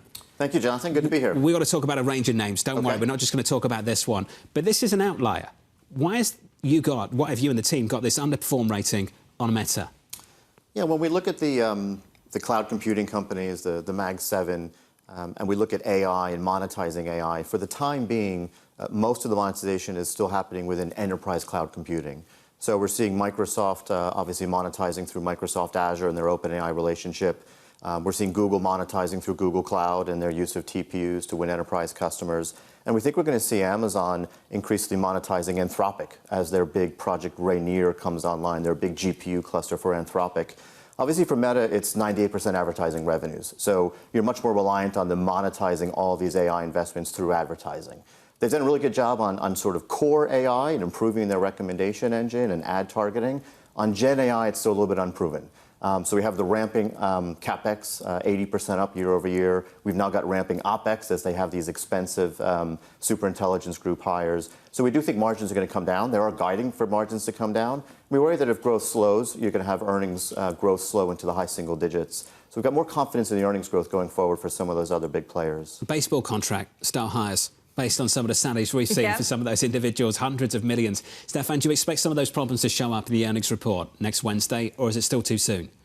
No, for Meta, last quarter they did guide already for next year's CapEx to be around $100 billion. They guided for OpEx next year to grow more than this year. So they've already kind of issued that warning, if you will, for next year. However, the top line beat expectations. So they're still growing greater than 20% on the top line on a $160 billion base. So that's definitely supporting the stock here. We could get a bit more details around the range of OpEx for next year. And again, I think the market will be fine with that as long as they keep that revenue growth above 20%. They have these very highly paid AI intelligent individuals, these experts. At the same time, why are they then cutting? Bloomberg memo says they're cutting 600 jobs from this unit.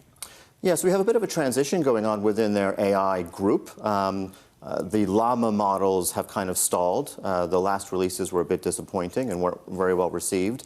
And so obviously they've had a big shift in strategy. So some of the leaders of the existing Gen AI strategy, the open source strategy, have been sidelined, and some of that team are being let go, we believe. And obviously they've been replaced by these hires that Jonathan was just mentioning, some of these very expensive AI superintelligence hires.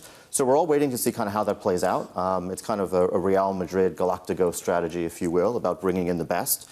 There's risk, obviously, putting a team together like that. Real Madrid's won a lot of trophies, so sometimes it works, sometimes it doesn't. All right, so what's the #1 team right now? I think the #1 team is probably Google. You know, they had the foresight over a decade ago of going to London and buying DeepMind. They've been very consistently executing. Yes, they were late, and they let ChatGPT kind of steal the thunder, and that was a strategic mistake, you can argue. But they certainly have the most consistent team and the best execution over the past decade. Obviously, second would be OpenAI. You know, they've been executing very well. They've been keeping the main team together. And obviously, in terms of productizing their technology and their models, they're doing an excellent job, and we're seeing them every single day in the market with new announces. Is there enough space for both OpenAI and Google to succeed? Absolutely. I think right now, you know, you're seeing those two companies really leading the way. You're also seeing Anthropic, especially in the enterprise, scaling. You know, reports are that they've gone from $1 billion of ARR to $8 billion of revenue run rate right now, heading to 20 to 29 next year. So those are the three that are really in the lead in terms of consumer AI assistance, but also enterprise adoption.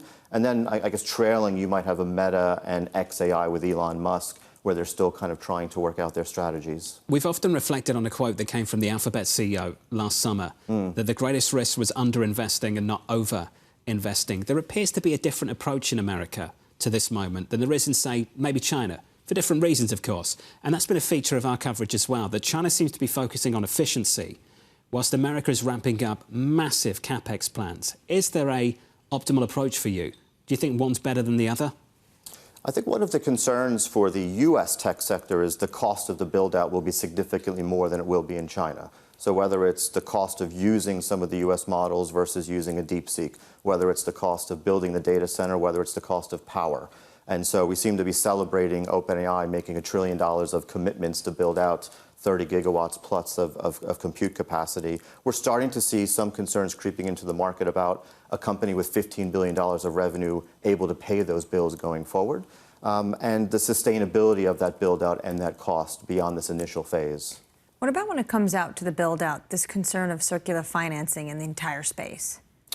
Yeah, I mean, that is a concern, obviously, that's crept up in the last few weeks, especially with NVIDIA and AMD investing and funding some of the OpenAI's build-out. I think the bigger concern, like I just mentioned for investors, is OpenAI's ability to pay those bills.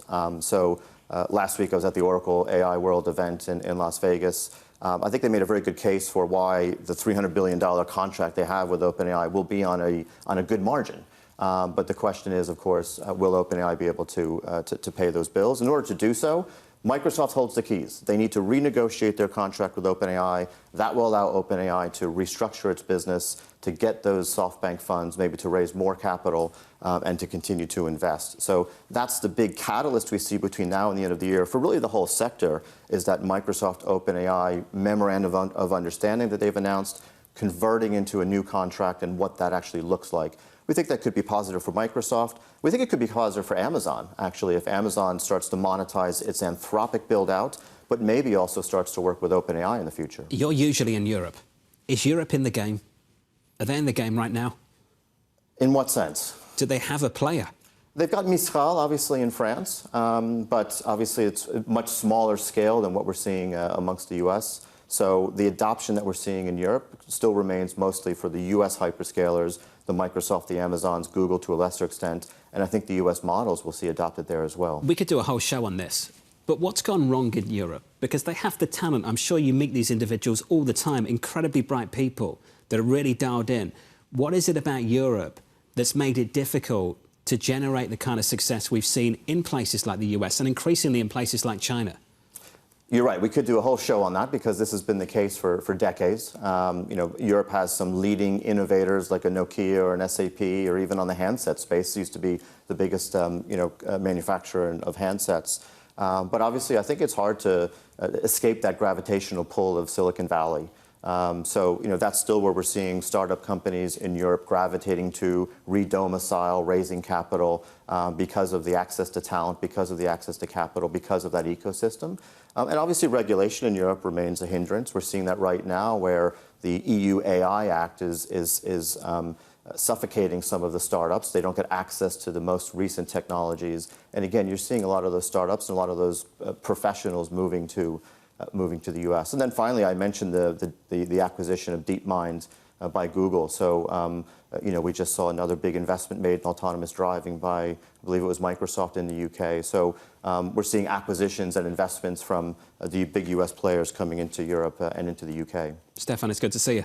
Thanks for spending some time with us. Stefan Slowinski there of BNP Paribas Exane. Let's get you an update on stories worldwide with your Bloomberg brief. Let's cross over to Vonnie Quinn. Hey, Vonnie. Hey, John. Thank you. The Trump administration is in talks to acquire equity stakes in several quantum computing firms in exchange for federal funding. The Wall Street Journal is reporting companies including IonQ, Rigetti Computing and D-Wave Quantum are among those in discussions. The funding awards would total $10 million each, with other companies expected to join the talks. Canada is aiming to double its non-US exports by 2035. Canadian Prime Minister Mark Carney shared the country is, quote, re-engaging with the global giants India and China. During his campaign, Carney had pledged to make Canada less reliant on the US, saying its close ties to America have become, quote, vulnerabilities due to President Trump's tariffs. The NFL Wednesday approved the purchase of a 10% stake in the New York Giants by Julia Koch in a transaction that values the team at $10.3 billion. The deal marks the highest valuation placed on an NFL team for a team sale. In other approved deals, the New England Patriots and San Francisco 49ers both added new minority shareholders. And that is your Bloomberg Brief. John. Hey, Vonnie, thank you. More from Vonnie in about 30 minutes. Up next on the programme, easy money. You're going to see valuations extend further. I'm very bullish. I think the market goes to new highs before Thanksgiving. There's one simple reason for it. It's easy money. That conversation up next with the New York State Comptroller, Tom Dinapoli from New York City. You're watching Bloomberg TV.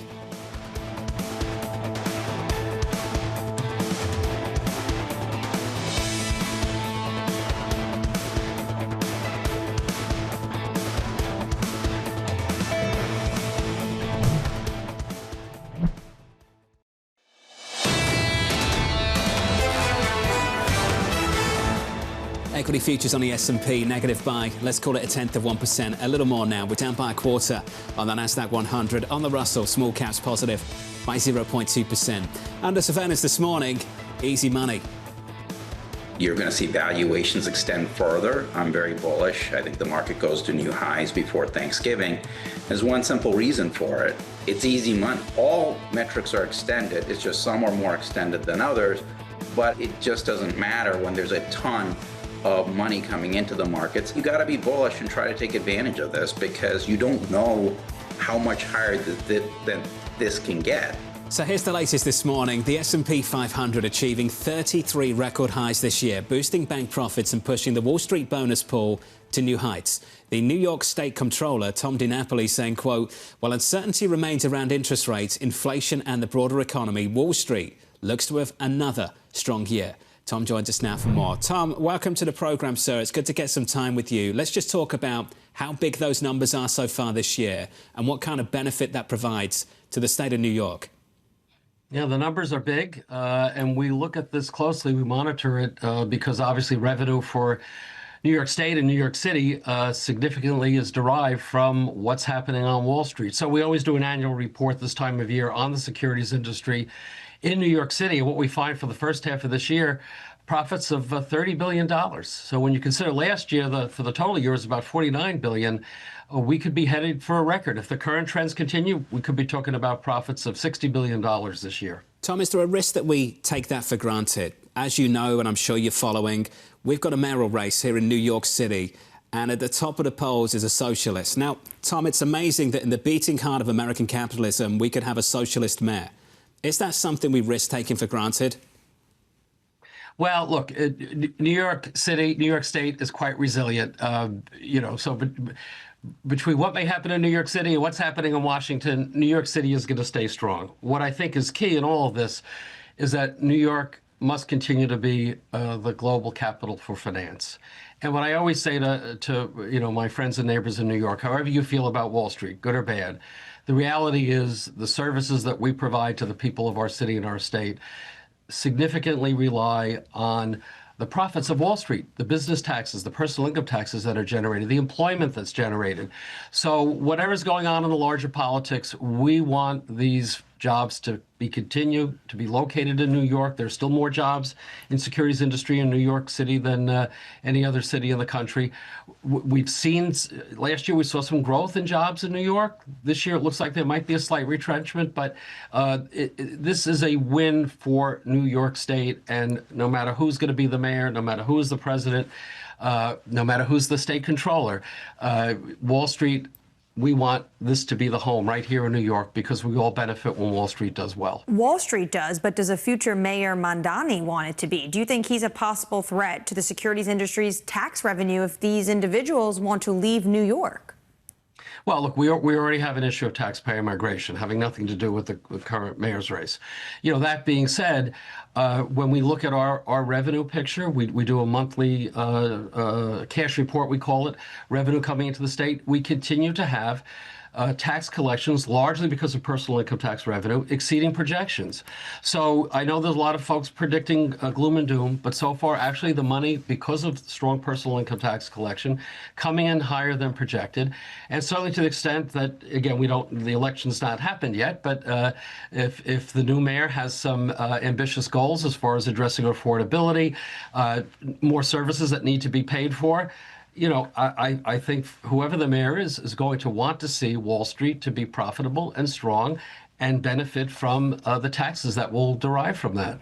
You also have come out with a statement about Elon Musk's latest $1 trillion pay proposal. You're saying it's excessive. But do you think Tesla would be successful without Musk? And there's a number of hurdles he needs to jump through to even look at this kind of pay package. Well, obviously, Musk has been a very key ingredient in Tesla. I won't dispute that. But our view has been that the board oversight has not been as independent or as stringent as it should be. How many billions or trillions does one person need to make? And, my concern is that the compensation package, while it may have some broad milestones in there, there really should be more clear metrics and to really justify this very, very generous payout. I mean, how much money does one person need? And, it's been very clear from my perspective that some of the other activities that Mr. Musk has been involved in over recent months has taken away from his focus on Tesla. You've seen a lot of volatility, certainly in terms of the stock price. That's a concern to us as a shareholder. So we really would like to see more independence on the board. We're going to vote against the compensation package, going to vote against the board members who are up. I think that will make the company stronger if they would take some of our recommendations to heart. If they take more recommendations to heart, would you vote for it? Oh, sure. If they come around to our point of view in terms of independence and more clear metrics in terms of what kind of milestones would have to be achieved for a compensation package as generous as they're proposing, we'd certainly reconsider. But I think in terms of the dollar amount at this point. And when you would look at the concentration of stock ownership that Mr. Musk would have, would really continue to diminish any role that any other shareholders would have in say of the company. I think those are concerns. My guess is they are not going to come around to our point of view between now and November 6th when they have the meeting. Tom, can I just press you on the number? Why is the number itself relevant? Surely if we establish the appropriate metrics and they're achieved, shareholders benefit from that. Why is the number so important? Well, look, I think we live in a time where people are very concerned about income inequality. And despite the challenging times, I mean, coming out of COVID, still a lot of people in need. When you see the excessive compensation package, I mean, credit to Mr. Musk, he's already one of the richest men in the world. How much more rich does one person have to be? And if he is going to continue to be focused on some of these other activities that will divert from Tesla, it seems that we're not rewarding performance. Instead, we're rewarding power, personality.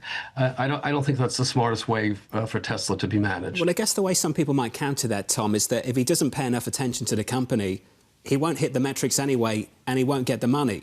And isn't this about addressing that anyway? Because ultimately what you want is for him to pay more attention to the company. How do we go about doing that? Well, I mean, I would question the metrics. I think there needs to be more specificity than we've seen thus far. And this is a board that, from my perspective, has operated more as a captive group rather than a truly independent board in terms of their oversight role. So I think it's a combination of more clear metrics in the compensation package, and I'd like to see more independence on the part of the board in terms of their oversight of the company generally. I mean, obviously he is very key to the company, but the company will hopefully be strong enough to survive one person, right? Who knows what the future is going to bring? And I think that's where, again, appropriate compensation and strong independent board oversight, that's what is needed here. Tom, appreciate your opinion. And thank you for giving us some time this morning, sir. Thank you. The New York State Comptroller, Tom Dinapoli there, finishing on a controversial pay package for Elon Musk over at Tesla. Very different view than Dan Ives has. And Dan Ives' whole point is we actually want Musk to focus, which is why let's give him this carrot he can look forward to so he can hit these targets. When it comes to some of these targets, the FT had an editorial from an opinion columnist talking about why this is good. It is going to be hard to hit some of these metrics that the board wants him to hit when it comes to robo-taxis and autonomous driving. Coming up on the programme, we'll catch up with Liz Thomas of SoFi, Dana Telsey of the Telsey Advisory Group, Stephanie Roth of Wolf Research, and CJ Muse of Cantor Fitzgerald from New York City. The third hour of Bloomberg Surveillance, up next.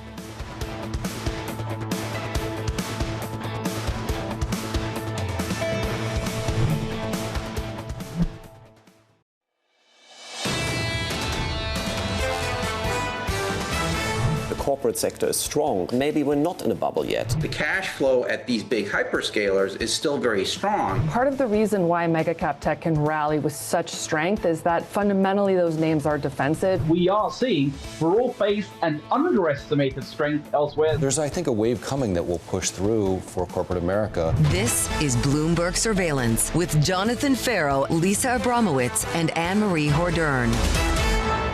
Live from New York City this morning. Good morning, good morning. For our audience worldwide, the third hour of Bloomberg Surveillance starts right now, and your scores look like this. Equity futures negative by 0.2%. Building on yesterday's losses, we're down by 0.3 on the Nasdaq 100.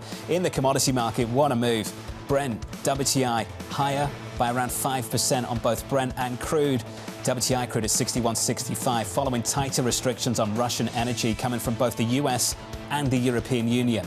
As the session progresses, more attention will be paid to the earnings after the close later on. Intel and Ford. Talked lots about Intel and the White House stake. Ford, the automakers, really struggling right now. GM's had a fantastic go of it so far this week. Tesla not so much. Where does Ford lie? This is going to be a huge question in terms of the tariff impact Ford is going to feel. I'm sure the Ford CEO is going to come out and thank the administration for giving them a longer run time in terms of lower tariff levels for importing auto parts. But they're still going to have some sort of impact, you could imagine. GM's was $3.5 to $4.5 billion. At the same time, the President of the United States was speaking in the Oval Office yesterday because I was watching the T Live about the Tesla call, but listening to the president. He's talking about how tariffs have made the United States strong and rich. At the same time, the Tesla CFO was saying that tariff impact will be in excess of $400 million. It's been a struggle for these auto manufacturers. It's real money, and we're seeing that impact on some of these companies. Getting some real moves as well in the commodity market, so let's talk about it. Of 5% on Brent, of 5% on WTI.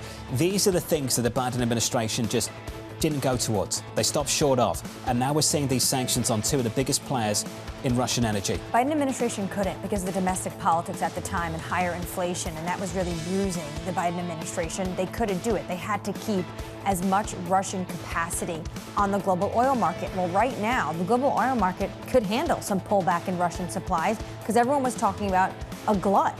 So what Trump is doing, though, is hitting the heart. It's more of a signal as well to Putin himself. He's hitting the heart of the Russian production of oil, crude, commodities. It's the heart of their economy, and it is a close ally when you think of Igor Sechin, who runs Rosneft, the individual that in Russian media colloquially known as Darth Vader.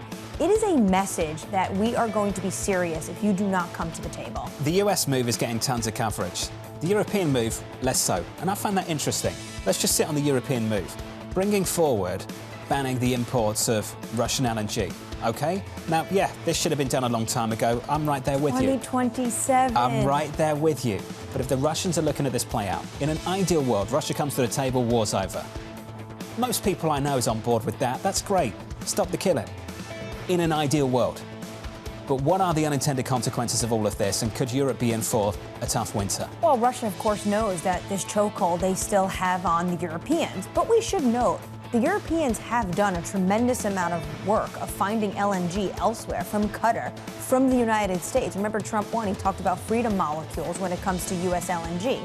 But yes, it is a good point, which is why in the past we have seen Europe in the summer really build those stockpiles, because they know that Putin could have the ability to turn it on and off like a light switch. This is their 19th sanctions package, and yet we are seeing them pull forward for the first time their dependence on Russian LNG, places like Belgium and France, to 2027, and the war is on their soil. Oil. That is why it is not as exciting as what the United States is doing. Up across the board this morning off the back of that US move, both Brent and WTI higher by almost 5%. Futures right now rolling over just a touch. We're down by about 0.2%. Coming up this hour, Liz Thomas of SoFi as the stock rally remains on pause. Dana Telsey of Telsey Advisory Group with retailers bracing for the tariff impact of holiday shopping, and Stephanie Roth of Wolfe Research as we count you down to the CPI data tomorrow. We begin this hour with stocks holding steady as Wall Street awaits the next round of earnings. Liz Thomas of SoFi writes the following: the rally could go further, but not without intermittent breakdowns in beta. I don't expect this to be the beginning of a broader rotation out of equities. Liz joins us now for more. Liz, welcome back. Let's pick up on that constructive tone. Why should we stick with this bull market after several years and gains of more than 80%?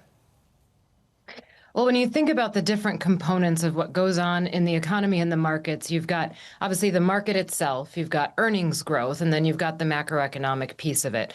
We are deprived of macroeconomic data at the moment, so we have to rely on earnings results to understand if and why the market should continue to grind higher, or at least not have a big, huge breakdown right now in a rotation out. When you look at earnings, and although we don't have all the data from Q3 as of yet, so far things are going pretty well. And the expectations, yes, are high. The bar is high on those expectations. The market has tended to almost punish stocks even if they meet or beat estimates. However, we're in a period where profit margins are still on their trend upward, and they're growing. They're healthy and they're growing. It's really difficult to believe that we're going to have some kind of big breakdown and rotation, wholesale rotation out of equities when profit margins are this healthy. Now, if that changes, I might change my tune a little bit, but at the moment, the fundamentals are still strong. And the breakdowns that we've seen have really been rotations out of the momentum stocks, out of things like high momentum and all of the stocks that have really driven things up to this point, and even gold in a lot of ways. So it's not this rotation entirely out of beta. It's just a rotation into other parts of the market that haven't participated as much. Big shakeout in precious metals in the last 48 hours, that's for sure. Liz, you mentioned the data. How helpful was the data when we had it? How instructive was the data when we received it? Well, the data recently, and when I say recently, I mean even for the last 3 to 6 months, has really been us trying to figure out how the Fed is going to react to the data.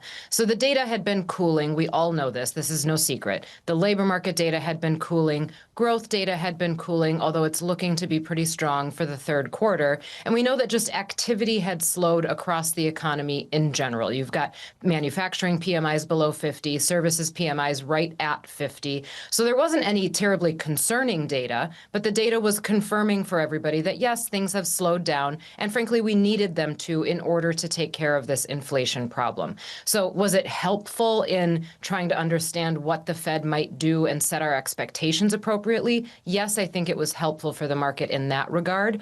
But it was also something that we could look to react to in the moment and understand really where we stood. I like to call it as the weather, right? What's the weather like? What's the environment that we're operating in? And right now, we just don't have as clear of a picture of that. We're looking at backward-looking data that's now stale. Macro data is always backward-looking, but now we're looking at this extra stale backward-looking data. So when we start to get those releases again, and CPI will help tomorrow, when we start to get those releases again, particularly for the labor market, I think it will be tremendously helpful. Liz, that's the key point, particularly for the labour market. Can we just talk about inflation tomorrow? To the extent that incoming data shapes our perceptions of what the Fed will or won't do, how influential will CPI actually be? At this point, unless it's way off of expectations, I don't expect it to be that influential. There is some chatter that it may come in above where everybody wants it to, but we're still in this period where we're trying to confirm that tariffs haven't taken a huge bite out of consumers' pockets and that they're not being passed through by companies that are going to expect to raise prices down the road. We also need confirmation that companies haven't taken a huge hit to their margins because of tariffs.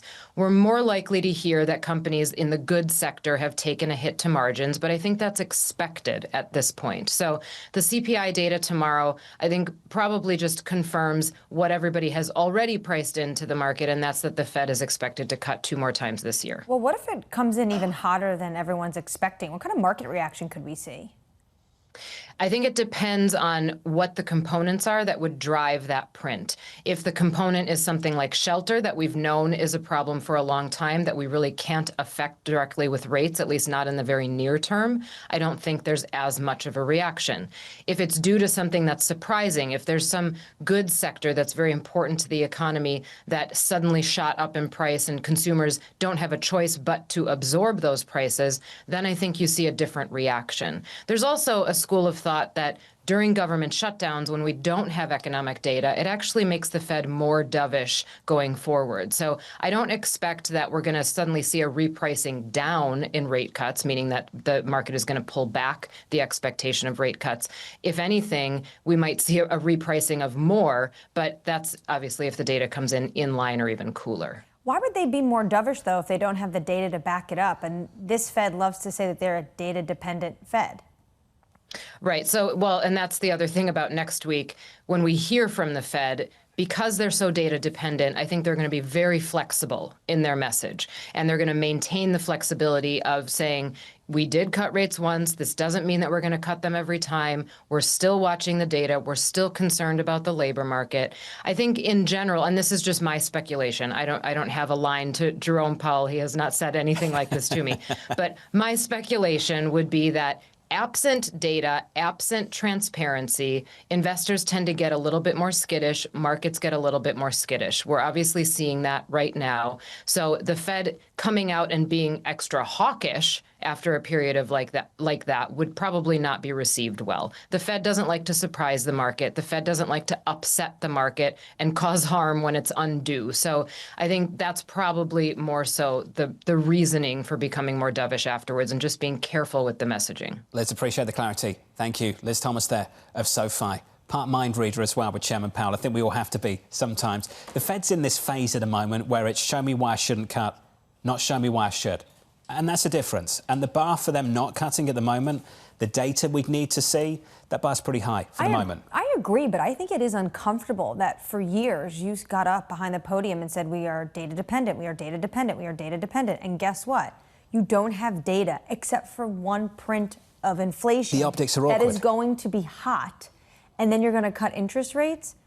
Yeah, it's going to be, I think, challenging for them to communicate. Inflation data drops tomorrow morning, 8:30 Eastern Time, about 24 hours away. Let's get you an update on stories worldwide with your Bloomberg Brief. Let's cross over to Vonnie Quinn. Hey, Vonnie. Hey, John, thank you. The U.S. has imposed sanctions on Russia's biggest oil producers as peace talks over the war in Ukraine have stalled. The sanctions signifying a shift in policy for President Donald Trump, who had previously held off on major sanctions. The move was welcomed by Ukraine, but its impact on President Vladimir Putin's strategy for conducting the war remains unclear. The Trump administration is considering export restrictions against China, centering on a range of critical software. Treasury Secretary Scott Bessent said that, quote, everything is on the table and that any export controls would likely be in coordination with G7 allies. President Trump told reporters he expects to have a long meeting with China's President Xi Jinping next week. President Donald Trump announced Wednesday he's demolishing the entire east wing of the White House to make way for a new, larger ballroom. The move significantly expands the construction project, originally estimated at $200 million, now rising to $300 million. Trump stated the increased cost will be covered by him and by private donors. And that is your Bloomberg Brief. John. Vonnie, thank you. Appreciate it. Up next on the programme, the Morning Calls Plus, Dana Telsey of Telsey Advisory Group, with retailers bracing for the tariff impact on holiday shopping. That conversation is up next. Live from New York City. Good morning.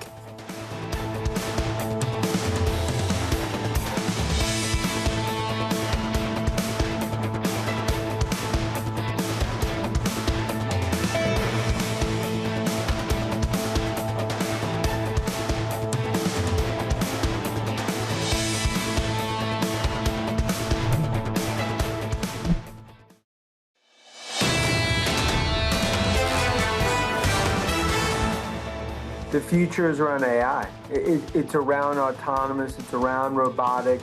I think it's the most important chapter in the history for Musk and Tesla. Tesla's going to own 80% of the autonomous market. And that's why, from an investor perspective, look, if you hate Tesla, you continue to hate it today. I get it. But the reality is that this is a golden age for Tesla looking ahead. From autonomous to robotics. I've got to share that moment.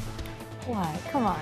You're speaking to the guest, our next guest, about retailers, luxury, and you ask about the top pick and they say Tapestry. And your face, because I know exactly what you were thinking, coaches and luxury. That's what you were thinking, wasn't it? It's not. I said, what's your top luxury pick? There you go. Tapestry. Coach. There you go. Okay. It's not, is it entry-level luxury? What is it? It's just not luxury. I think it's entry-level, high-end quality. Okay. I wouldn't put it with luxury. You're talking about luxury. I'm talking about LVMH and Hermes. Okay. Stuff also most people can't afford. Dana's going to give us her view on this in just a moment. As we count you down to the opening bell, let's get you some morning calls with one stock in focus. Tesla, first up, Canaccord lowering his price target on the stock to 482, noting a lack of meaningful guidance on 2026 deliveries. Your second call from Cantor, raising its target on the EV maker to 510, remaining bullish on meaningful future upside. And finally, Truist raising its target to 406, believing Tesla's AI projects are potentially extremely valuable. The stock is down this morning by 4%. It was the eye roll. It was the eye roll. Yeah, I have a good one. My parents would agree. It's a phenomenal eye roll, I agree. Let's turn to retail. Companies bracing for tariff impact heading into the holiday season. Investors looking to earnings from toy makers like Hasbro and Mattel for insight. Lindsay Dutch of Bloomberg Intelligence joins us now for more. Lindsay, welcome to the show. So this has been something economists have been tracking for a while. What's the tariff impact on the bottom line of some of these companies? Are we starting to see some disruption show up? Hi, thanks for having me. Yes, when we look at sort of Mattel and Hasbro results over the past 2 days, we are starting to see those costs of the tariffs coming through.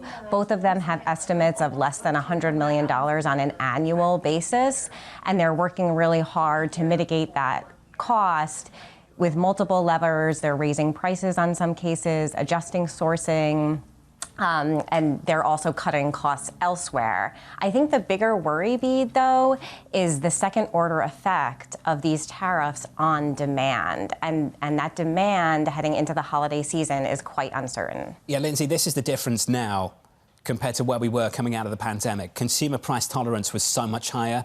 You could pass this on and consumers would eat it. Lindsay, you're seeing pushback already.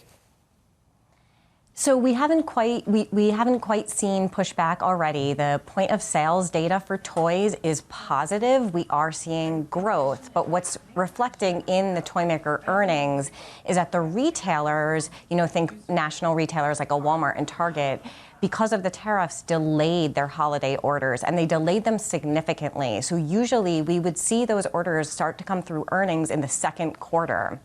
They didn't even really show up in the third quarter.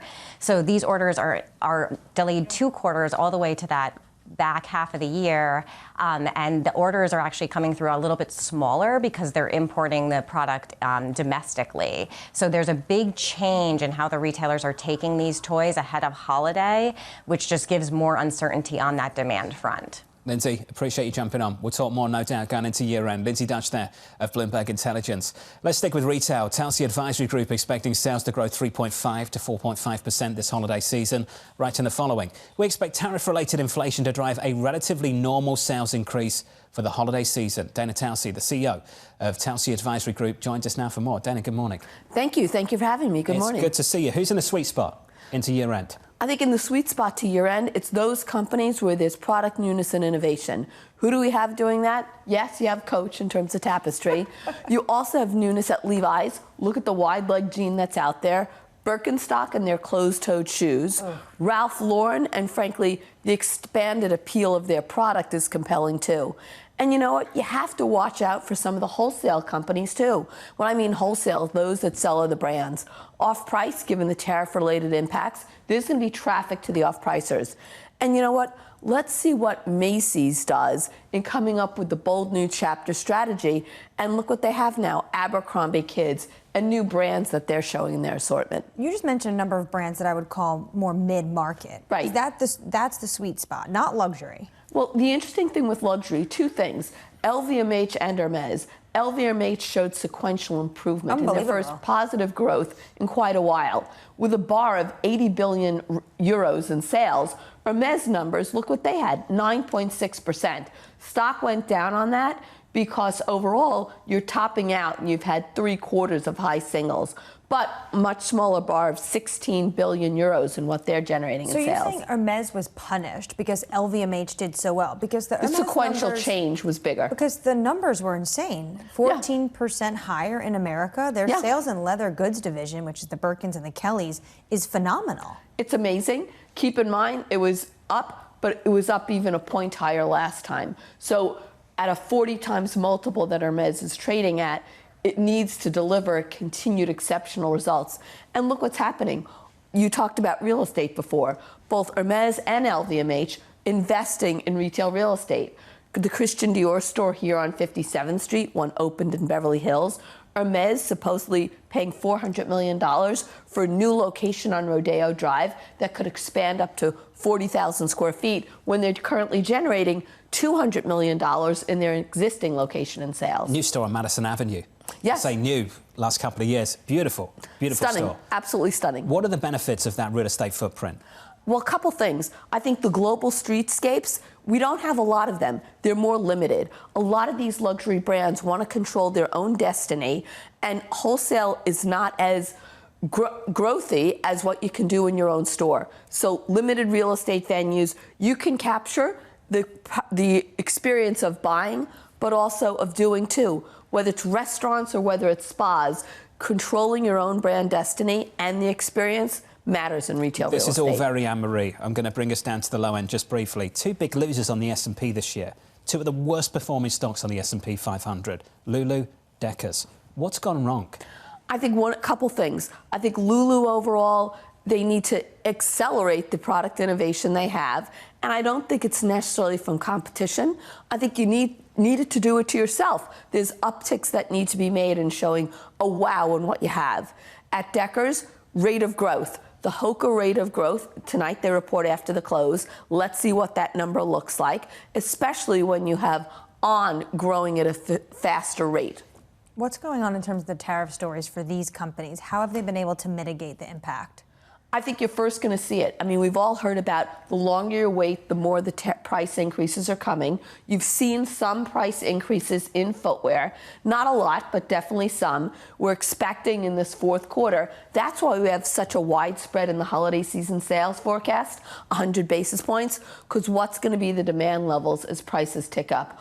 On average, we're looking at price increases low to mid-single digits. Deloitte survey also is talking about how people might pull back a little bit when it comes to holiday sales. Is it just because of the sticker shock of an increase of prices from last year because of tariffs? It is tariffs and that price increase. And what are you going to choose? Is it the experience of dining, traveling somewhere, or the new item?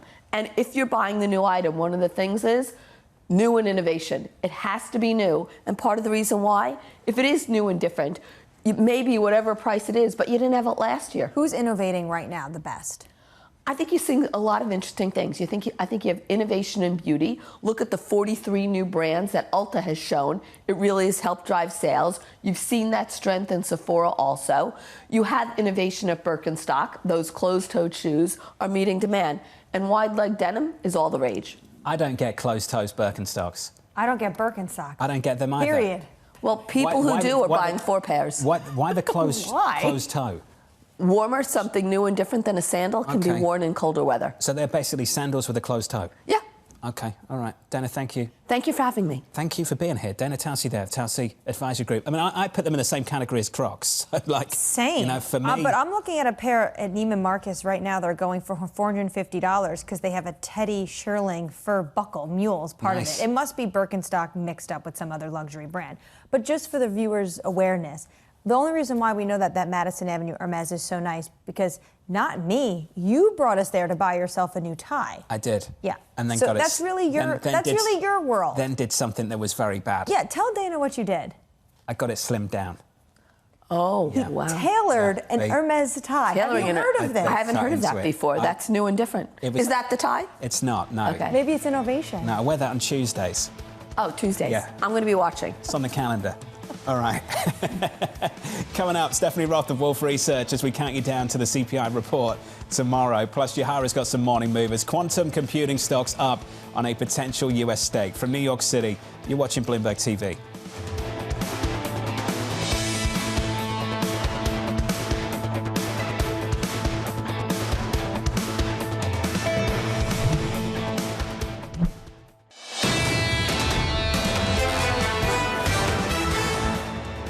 Counting it down to the open about 60 minutes away. Equity futures positive by, or rather negative by about 0.1% on the Russell. That's where your outperformance is.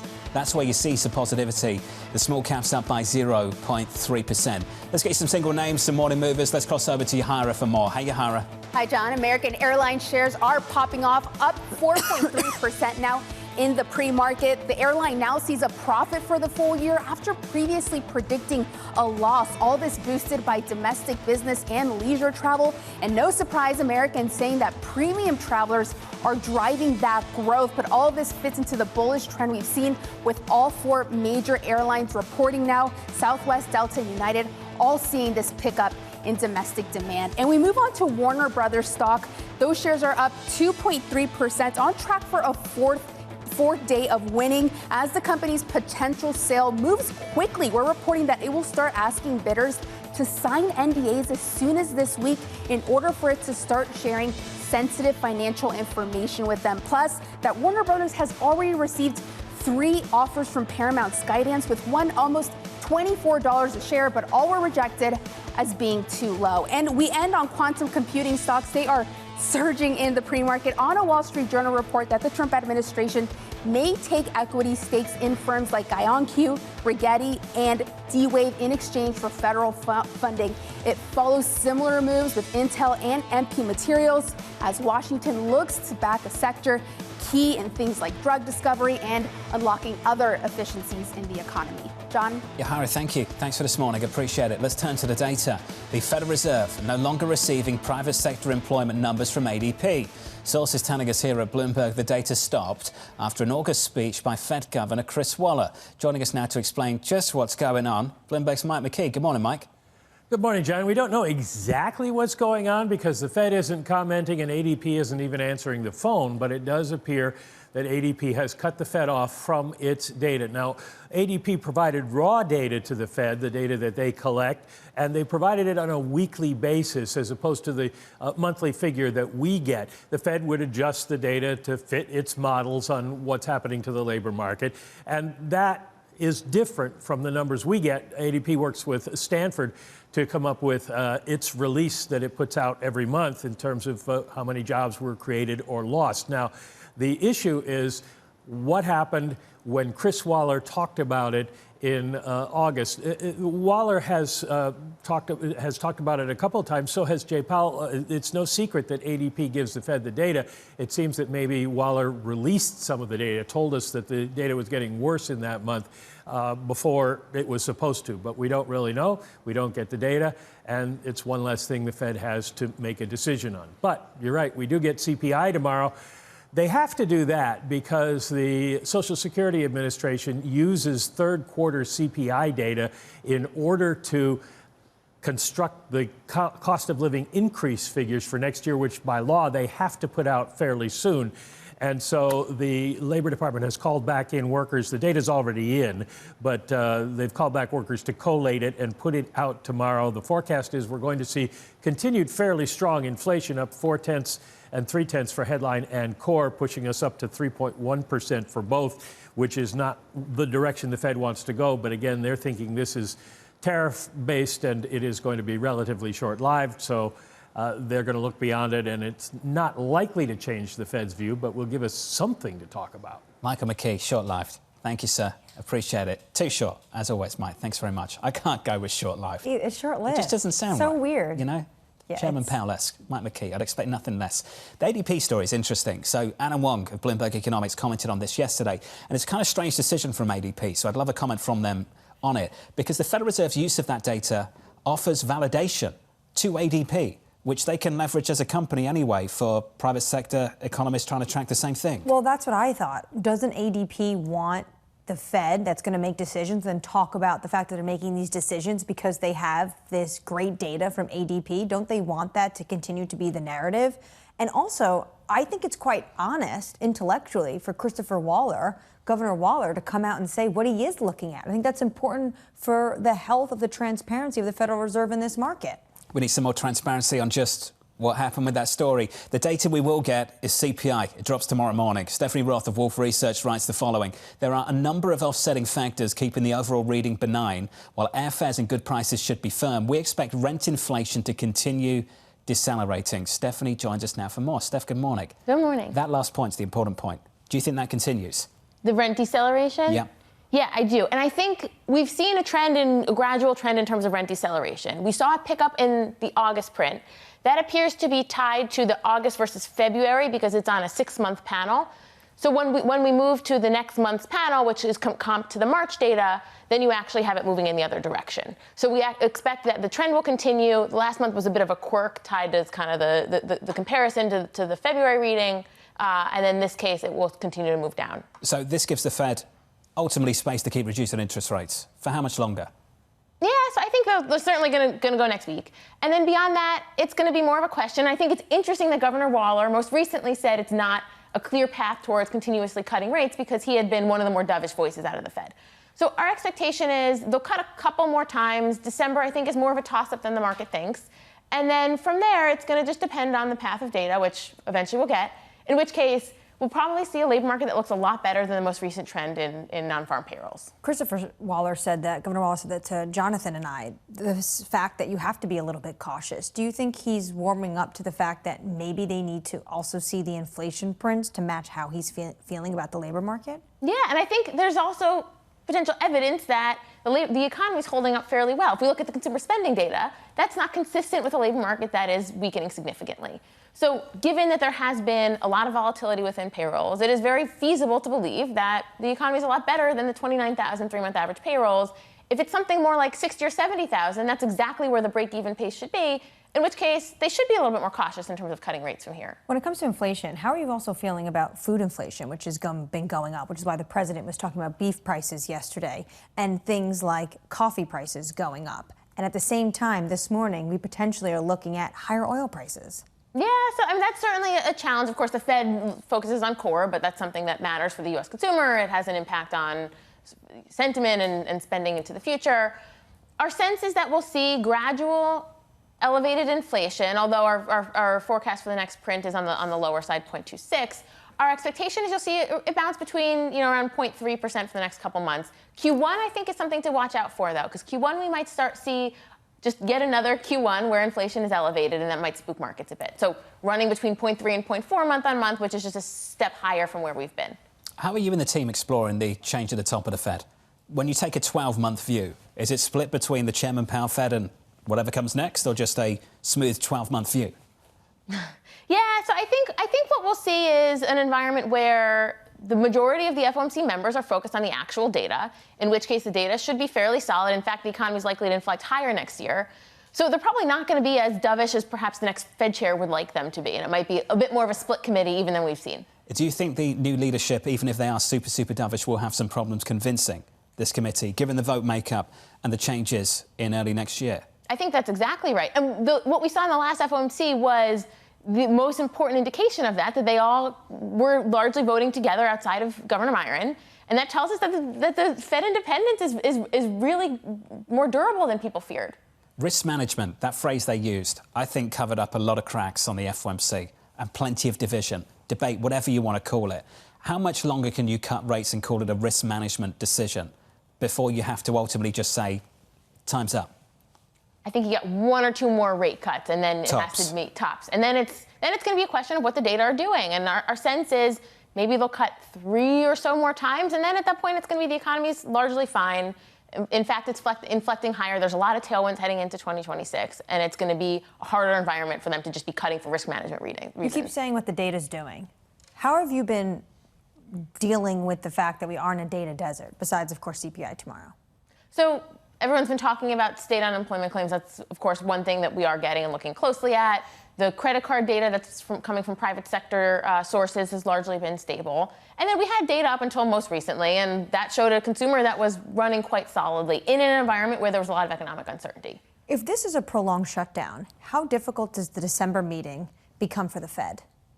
Yeah, that's a tough one, because October is easier. They kind of wanted to cut at least one more time anyway. December, I think, becomes a little bit more difficult. Of course, we'll get another inflation reading, so they'll have a sense.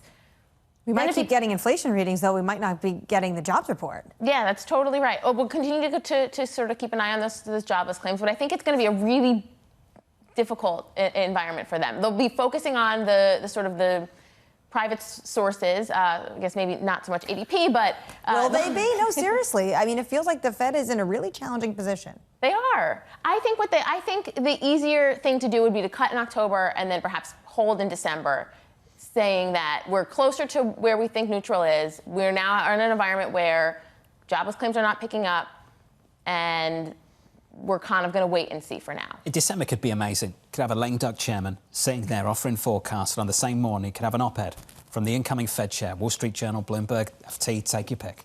On the same morning could have an op-ed from the incoming Fed chair telling the world what I would do with interest rate today and why. And you could have a very different backdrop for that decision. And who does the market listen to?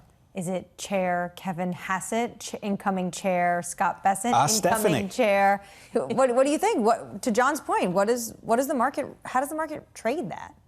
I think the focus is going to have to be more on the bulk of the FOMC members, because that's really what's going to matter, right? Even if we have a really dovish chair, if the rest of the FOMC doesn't get in line, which they might not, specifically if the data don't support that, then the market may pay a lot less attention than they typically would to what the incoming chair is saying. Stephanie, it's good to see you. Thank you. Stephanie Roth of Wolf Research. Lots to think about over the next 12 months. Nothing simple about this. Let's get you an update on stories worldwide with your Bloomberg brief. Let's cross over to Vonnie Quinn. Hey, Vonnie. Hey, John. Thank you. American Airlines shares higher in the pre-market after reporting a strong performance in Q3. Third quarter revenue for the U.S. domestic market came in higher than analysts expected.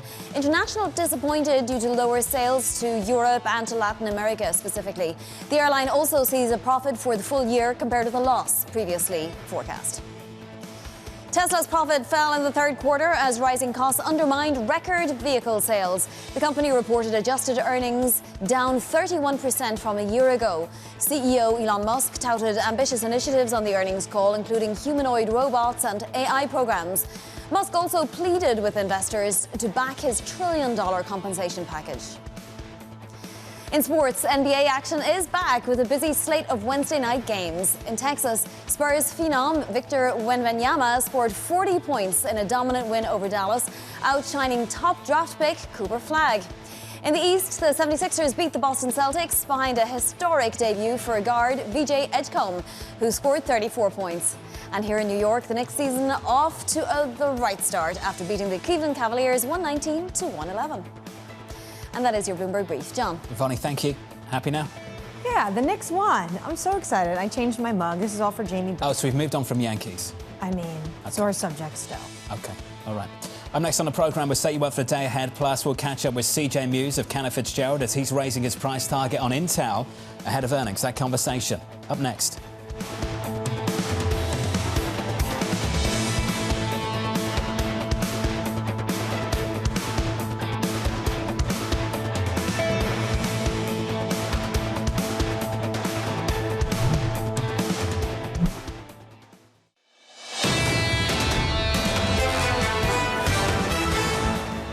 One of the concerns for the U.S. tech sector is the cost of the build-out will be significantly more than it will be in China. We seem to be celebrating OpenAI making $1 trillion of commitments to build out 30 gigawatts plus of compute capacity. We're starting to see some concerns creeping into the market about a company with $15 billion of revenue able to pay those bills going forward.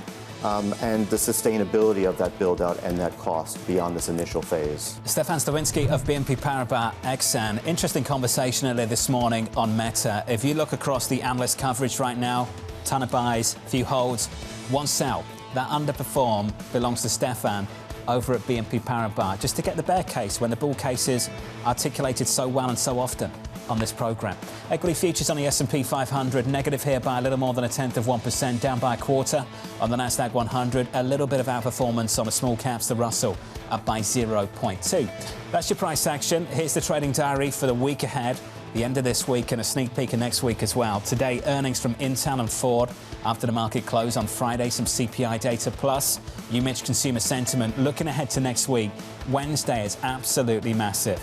Fed rate decision in the afternoon, plus earnings after the closing bell from Microsoft, Alphabet, Meta and Boeing. Thursday, more results from Apple and Amazon, plus next week, talks between the US and China. It's a huge week. It's a huge week for risk and potentially a tremendous amount of upside. I think out of all of these, who cares about the Fed? I'm focused on Xi Jinping and Trump, as well as the tech earnings. Yeah, and the market is too. Let's talk about some more earnings later on. Intel set to report after the market close. CJ Muse of Cantor Fitzgerald raising its price target on the stock to $40. He writes the following: we see a better picture for unit demand as well as price increases, but the questions remain as to whether there is durability in this demand uptick and to what extent. CJ joins us now for more. CJ, welcome to the programme. Slightly snarky to kick off the programme like this and this interview, but will the White House be on the call? Because, CJ, this conversation around Intel has got so much more attention precisely because of that stake.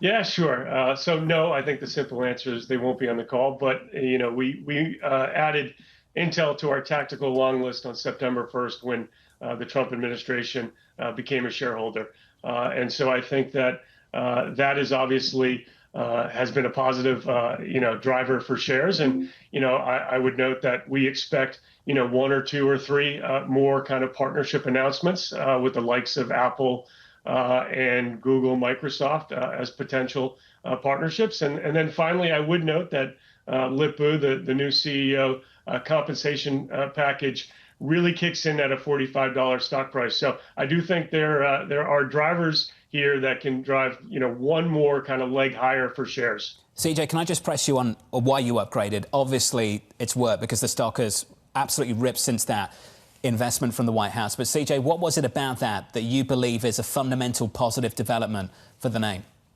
Well, I think that, the U.S. administration, investing in Intel told me that there would be partnerships announced, right, where like the one with NVIDIA, where they would invest into Intel. And, our work suggests that for 14A to be successful, for Intel to be successful as a foundry, they need roughly 10,000 wafer starts per month of outsourced foundry capacity. And with Trump administration behind Intel, we thought the probability of that being much higher. And if they're successful, as a small foundry, then Intel will overall be successful. And that was really the key driver.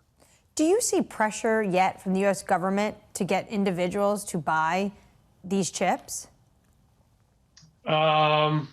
Not so in terms of buying the chips, but I think that if you have, exposure to China, it is logical to want to come be a partner with Intel, to be in good graces with the administration, and that's where logically, NVIDIA, Qualcomm, Apple, really come to mind, and so that was our thinking behind it. CJ, you said you took a long position on the day the U.S. government announced their stake. Do you have a list of companies that potentially the U.S. government might announce an equity stake in that you think, well, now time to go long on a bunch of these companies? It is no longer just chips and rare earths. They're now looking into quantum computing as well. Yeah, no, I saw that this morning. No, I don't have a long list. I would say that, it is critical that the U.S. has an indigenous leading edge semiconductor manufacturer. And Intel has fallen tremendously behind TSMC. And so for that reason, I think the investment by our government in Intel is a great thing. I normally am a pure capitalist. I think intervention by the government is awful. But in this case, it makes great strategic sense. As for other potential investments, I would prefer the public markets to dictate as opposed to government intervention.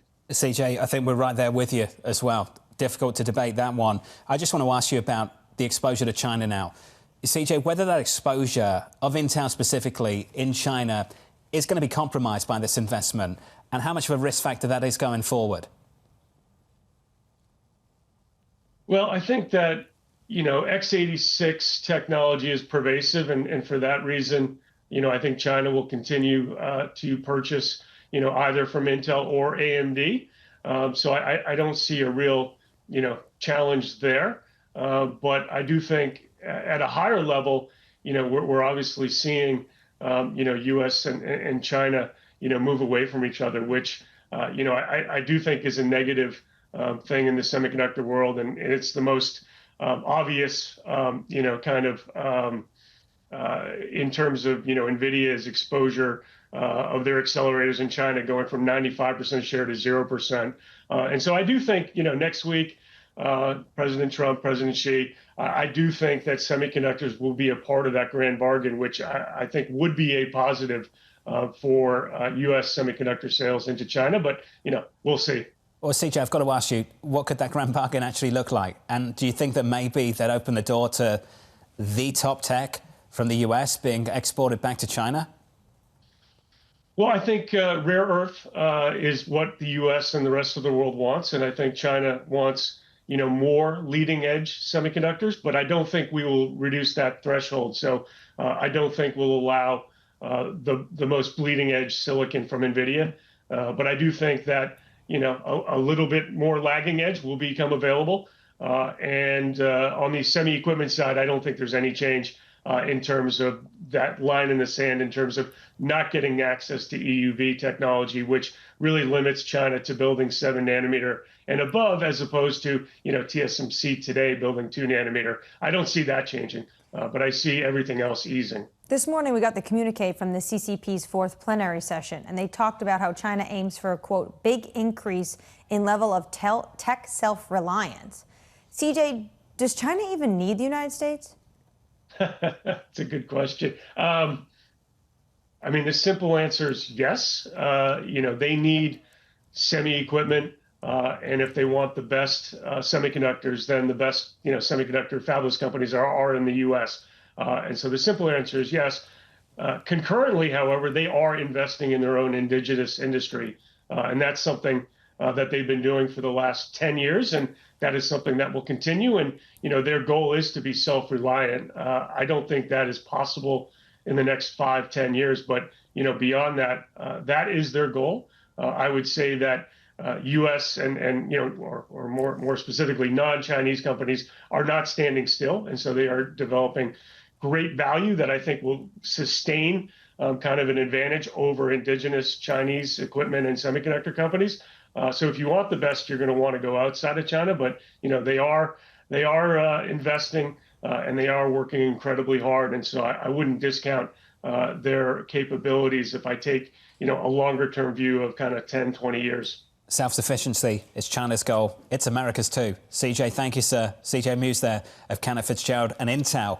is at the heart of that effort. Absolutely, the heart of that effort. And CJ said it right there. The second the United States got behind this company with an equity stake is the day we decided to go long on this company. Because why? They knew that has the backing of the U.S. government. And then from there, everything flows. Intel this morning down by a little more than 1%. How much is riding on this meeting between those two leaders? Which, by the way, might not happen.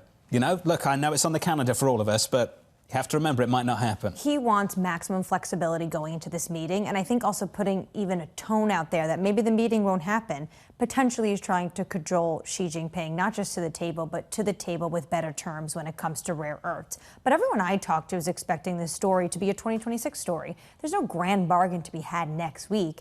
This is going to bleed into 2026 and honestly, probably more into the future as well. We've got some good news. I'm told this will happen tomorrow morning, 8:30 Eastern time. We will get some data. CPI just around the corner. CPI Friday into the weekend. Dean Kerner of Macro Risk Advisors joins us. The former Kansas City Fed President Thomas Hoenig, the former Fed Governor Betsy Duke, and Kristen Bitterly of Citi from New York City. Thank you for choosing Bloomberg TV. This was Bloomberg Surveillance.